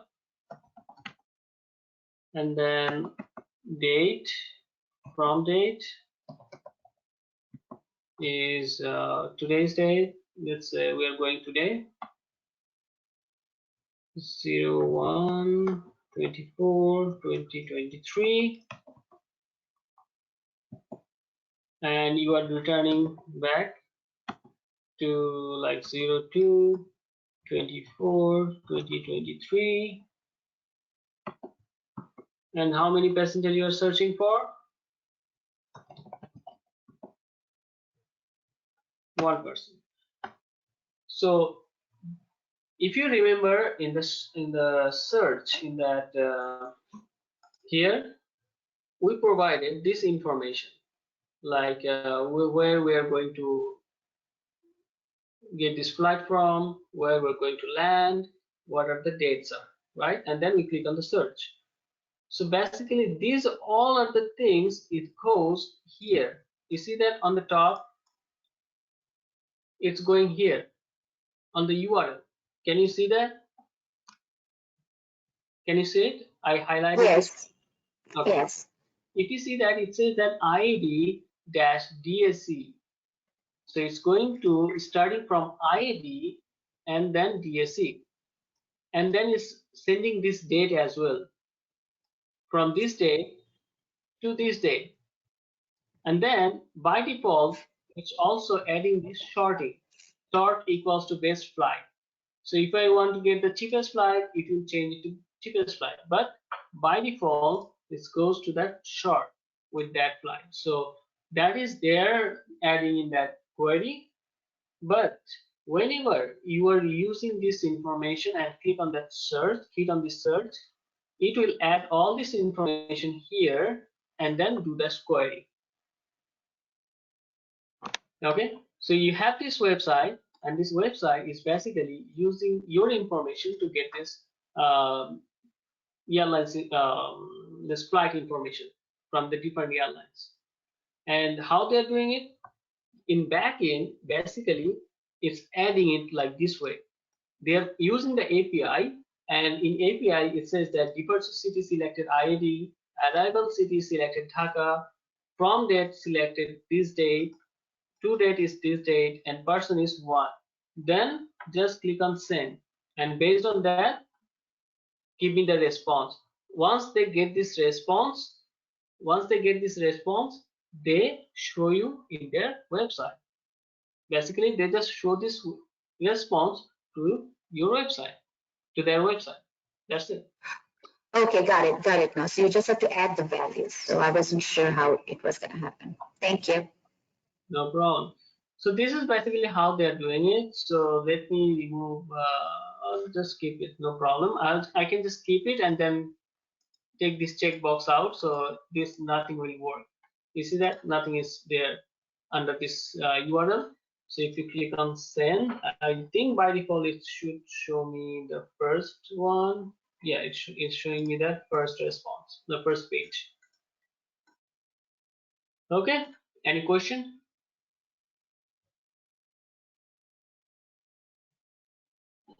If we click that link and paste it over here and then click the send button, then what's going to be happen? Oh, okay, you want to do that? Yeah, you can try it. Just copy this. Yeah. And let me create a new request for you.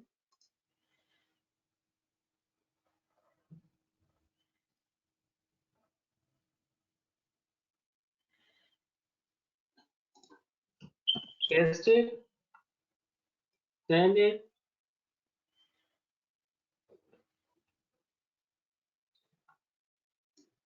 It's not a valid response for you because in the backend they are not using that request because they are sending this request to the different airlines, right?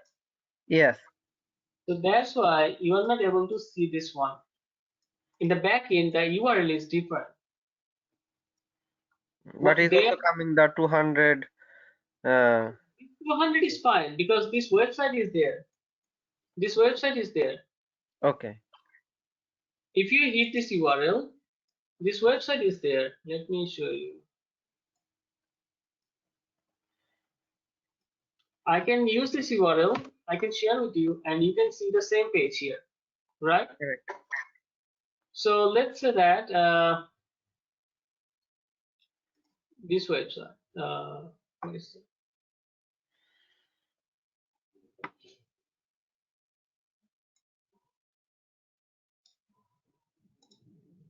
So this is the website, records.in. So let me go here, change this, and then click on send. This is a valid website. That's why I'm getting this 200 status code. But if you see, whenever I'm hitting this URL, it's giving me HTML code. Because this URL is not created for API call. Okay. Got it? Yes. And if you click on this preview, then it will tell you what is the things they have in their website. Same goes for the previous URL.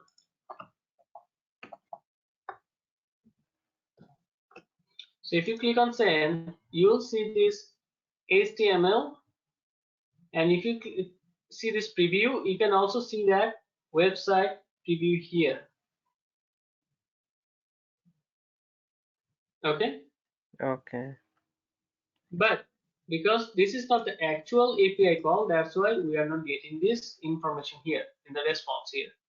So what they do is Kayak or some other websites, they request the API URL from the companies. From the companies means that this Saudi Airlines, Etihad, Emirates, Turkish Airlines. So they request the API endpoint. Okay. Then, Yeah, they have the different link so that they can.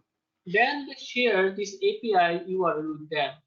It's not like everyone. It's sometimes you will see some are open source. So if you go to that, I think the weather. If you want to create a weather app or weather website, you can do that. Yes, the weather's supposed to be open source. On that time, it might be work over here. And rest Yes. of the others is like a hidden for their business purpose. Got it. I was just curious, so that's why I asked this question. Thank you. I No appreciate it. problem. But if you go to this kind of thing, like if you want, you can search it. Like, for example, Qatar Airways API form. So you have to fill out this form. Then based on that, they will give you that API endpoint, the URL, and then you have to use this URL. So you have to use this form, and you have to use their documentation to create this. So anyone can do that. You just need to make a request. That's it, and they provide you that the endpoint.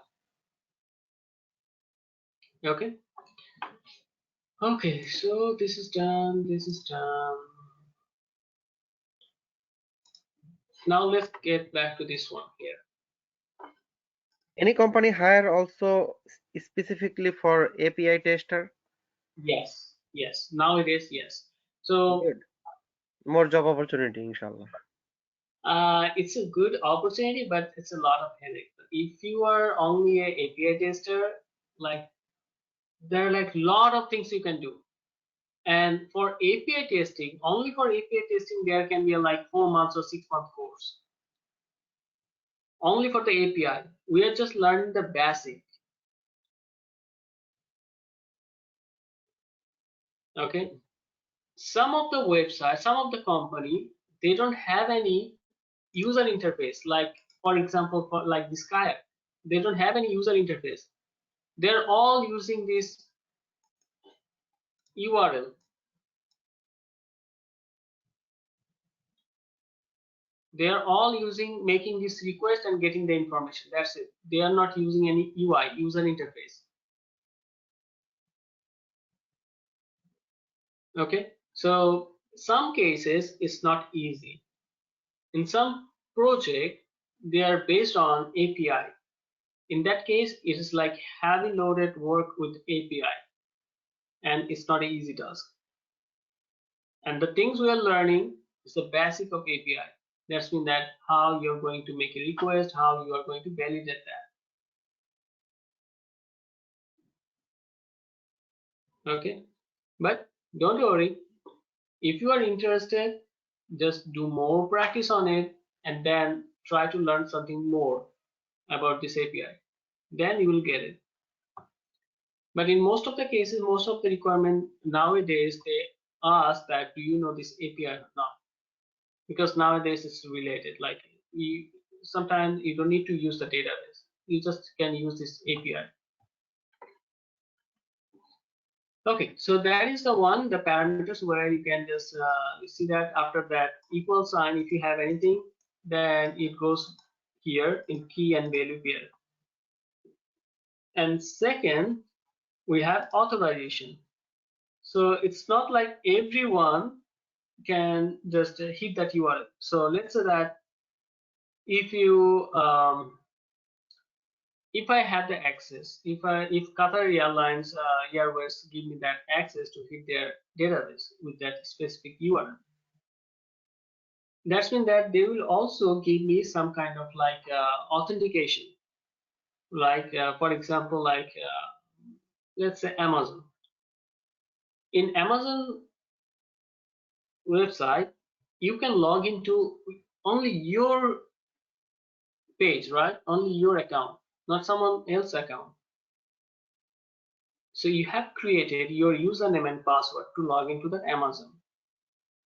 So like same way, every company like Qatar Ways, if they want to give this URL, this hitting API URL to someone, they also provide like the authentication, like in how they will get it. It's not like they will just use this URL.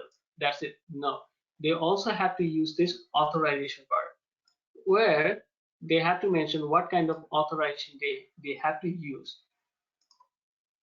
The most commonly, not most commonly, the previously people are using basic authentication. It's like a username and password that I just mentioned for Amazon.com.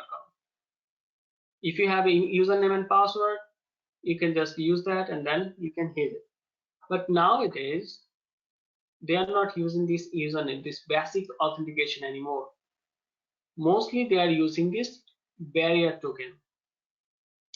This barrier token is something like it generated, it depends on the company. Sometimes they generate it in every 1 hour or every 24 hour. It depends. So it's a long characters, like I don't remember that how many characters are there. It's more than like 128 or maybe 256 characters there. So they use that long characters to verify that you are the right person who are going to hit this URL. So that is one of the most commonly used authentication. That's barrier token. Bearer token, sorry, bearer token. And another one is OAuth 2. But mostly in the most of the company, most of the project, they are using the bearer token. So you can just mention that in your current project, you are also using this barrier token. So I will try to give you some more idea about the barrier token. Next session, I'm just giving you some basic idea about these tabs, what these tabs are, only for today. The next day, I will explain more about these things, okay? So parameters, if you have something in the URL, it's adding here. Authorization is for like checking if you are the right person or not. That's why we need this authorization, right? Like then headers is basically if there is some like more information you have to provide when you are logging in or you are hitting it. This information sometimes comes by default and sometimes you also have to add it. If you need to add it, then your company will provide this information here with all your information. It also provide this kind of information, like what are the headers you have to add for this request. So don't worry about that. Whatever the things you will get, just put it here. That's it. Body. This is one of the most important thing here. I will come to that, but let me check something else before that. Pre-request is created basically for automation. Test, this test place is you can do some automation testing here. I will show you in the next session. And settings, you don't need to do anything here. It's just like by default whatever the settings are. You don't need to change it something from here. So as I mentioned, this is the body. In Postman we have two body. Remember, in Postman we have two body. You see that this is one body and this is one body. Can you see it? I cannot select it, but if you see here, this is one body and this is in the response part. In the response part there is one body. The first tab is the body, and then cookies, then headers, then test results. So the first one is the body. Okay, so let me go back to the first one, click on send. Okay, here. So basically this body is used to give some information. Whenever you are making any request, you might need to add some more information to that request. That's why we need this body. So that's why we call this body as a request body. So we have two body. One body is request body and another body is the response, where you can see your response. So we call this as response body. Got it? No? Okay. If you do some practice, then you will get the idea. So let's do some practice here. So you can do some practice with these other gates. It's up to you. But first two gate is fine. If you know how these two gates are working, then you are fine. Next thing is, if you scroll down, then you will see the post. Post is to create. Okay, post is to create, means that you are trying to create a new entry, create a new data in your data. So post is to create. So once you click on post, then you will see something like this, request. So let me copy this URL from here, go back to the Postman. Now I will create a new request here. So click on these three dots, add request, and by default it's creating with get request, but now because I want to change it, I'm working with the post, so I'll click on this drop down and select post. Once you select on post, then you just need to paste the URL. So previously we are just pasting the URLs and then we are clicking on send. Because it was a get, we are just click on send and it was giving me the response. But this time we are using post, and if you are using post, if you are using this URL, click on send, then you will see just ID and what time it created. Because you didn't provide any information here. You didn't provide the first name, you didn't provide the last name, you didn't provide the email address, you didn't provide anything. That's why it just created an entry without any information. That means you are trying to sign up in Amazon. You didn't provide your first name, email address, nothing. You just click on sign up. It just sign up with nothing, which doesn't make any sense, right? So you have to provide some information here. So where we should provide this information? In the body, in the request body. So in the request body, we have some radio button. Ignore all of this radio button, just go to this raw, and once you select the raw, then you will see one drop down here. From this drop down, click on JSON. Mostly we'll work with this JSON. Yeah, it's fine, you will get some random ID. It's just, this website is basically for practice, So they will give you, every time you hit, it will give you some random IDs. So in the click on body, then click on raw, and then from this drop down, click on JSON. Today I don't have enough time to explain this station, but I will show you that how you are making this request. Then we'll explain this station in the next session. Okay. So in the JSON, what we need to do is you have to go to this website, copy this body. So this is copy this information. Okay, not body. Copy this information. So this information basically is called request body. So you have to go here in Postman. On top, you see this body under this URL text box. This is the body. It's called request body. And once you are in the request body, you can just paste it like that. You have to click on this raw. You have to select JSON and then paste it here. What it says, name, Morpheus, job is leader. If you want, you can just change this name to your name. It's fine. Change it. Now, once you are done with this part, click on send. Then you will see the name Zakir, job is leader, ID is 706, created at what time? This is the local time you will see from your system. And then the status code is 201. So let's check it out in their sample output. Response code is 201, which is matching. Name, I change it. Job is leader. ID will be then not be the same, right? I will be the different, and then created is a different time. So you got this kind of information here. Once you hit the send,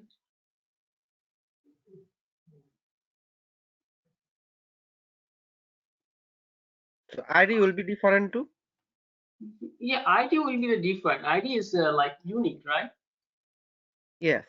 Consider like in the university you are a student, so the student ID you have, they cannot provide the same student ID to someone else.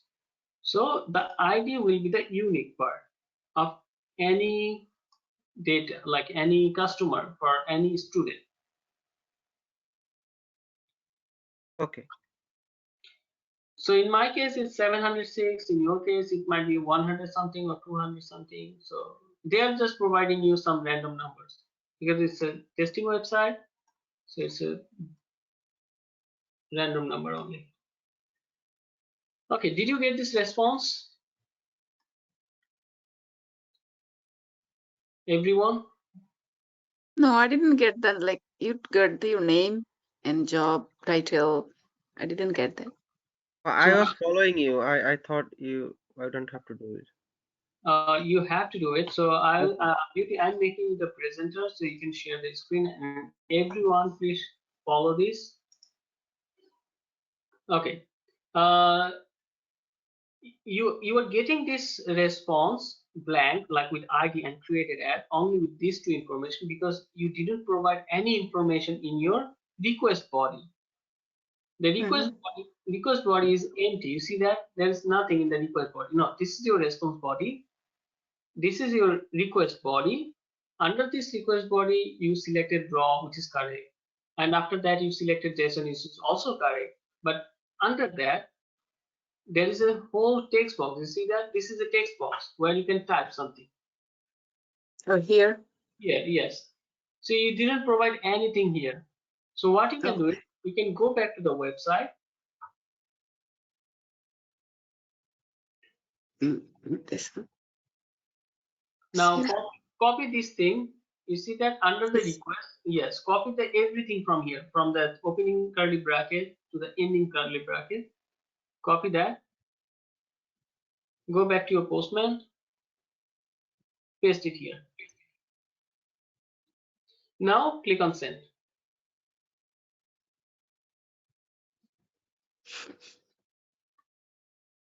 Now you'll see the name and job also, right? Now change the name to your name and then send it again. So I have to change here. Not here. This is the response. Oh, okay. This is the request. This is the place where you change the information.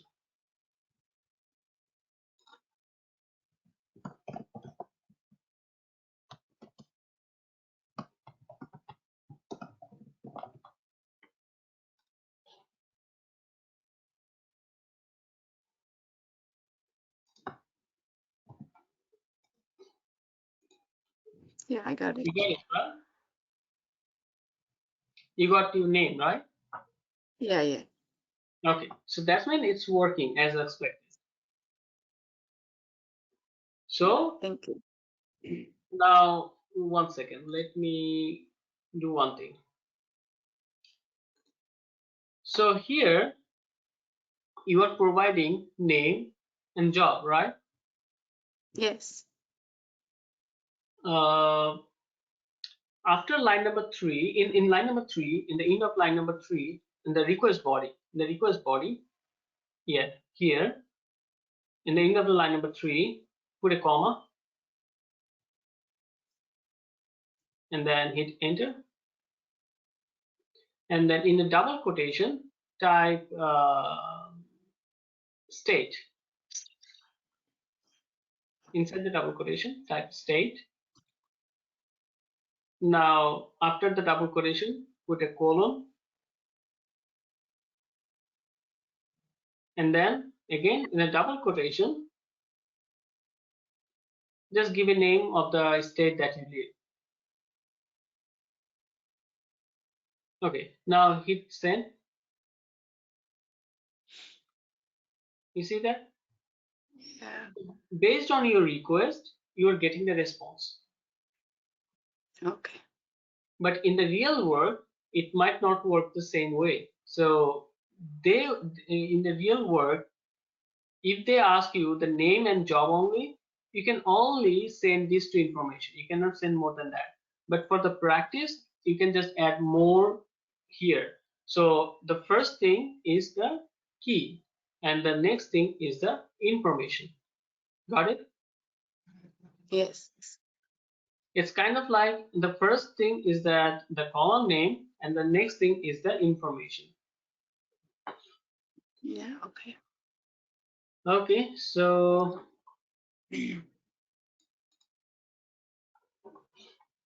whatever you provided here on this body, it's called request body. So when you are making the request, you are also providing the information. So you are providing that information in request body.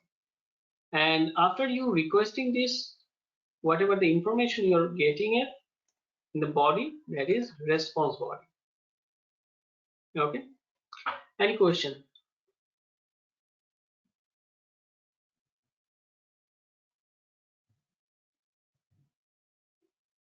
No questions? Okay, so till now, this API is fun, right?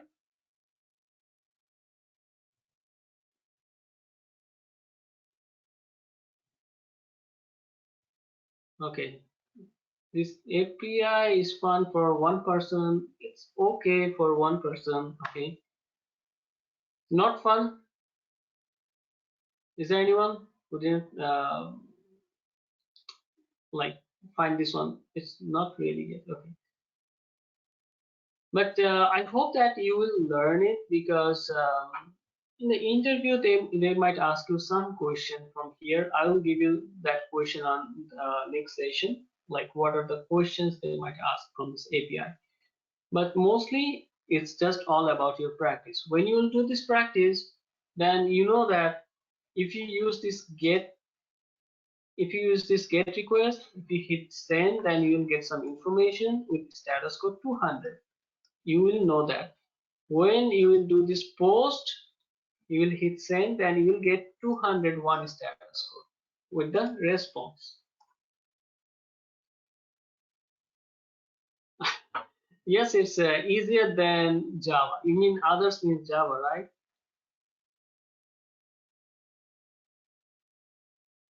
Yes. But you already know the hard part of the testing, this course, that is Java and that automation thing.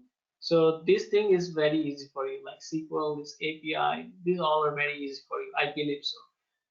Okay, so we're done for today. And if you want, you can do some practice on this website. We just practiced on get and post.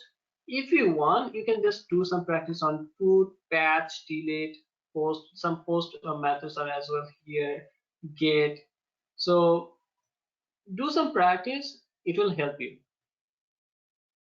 It will also help you to understand our next session. Okay. Okay, so thank you all. Thank you for joining. I hope we'll meet again on Thursday. And Thursday will be a very important session because I will provide all the interview questions related to this API, and we'll understand some advanced part of this API, this Postman. Okay. Yes, good night everyone, and see you on Thursday. Yeah, thank you. Yes, walaikum assalam. Thank you.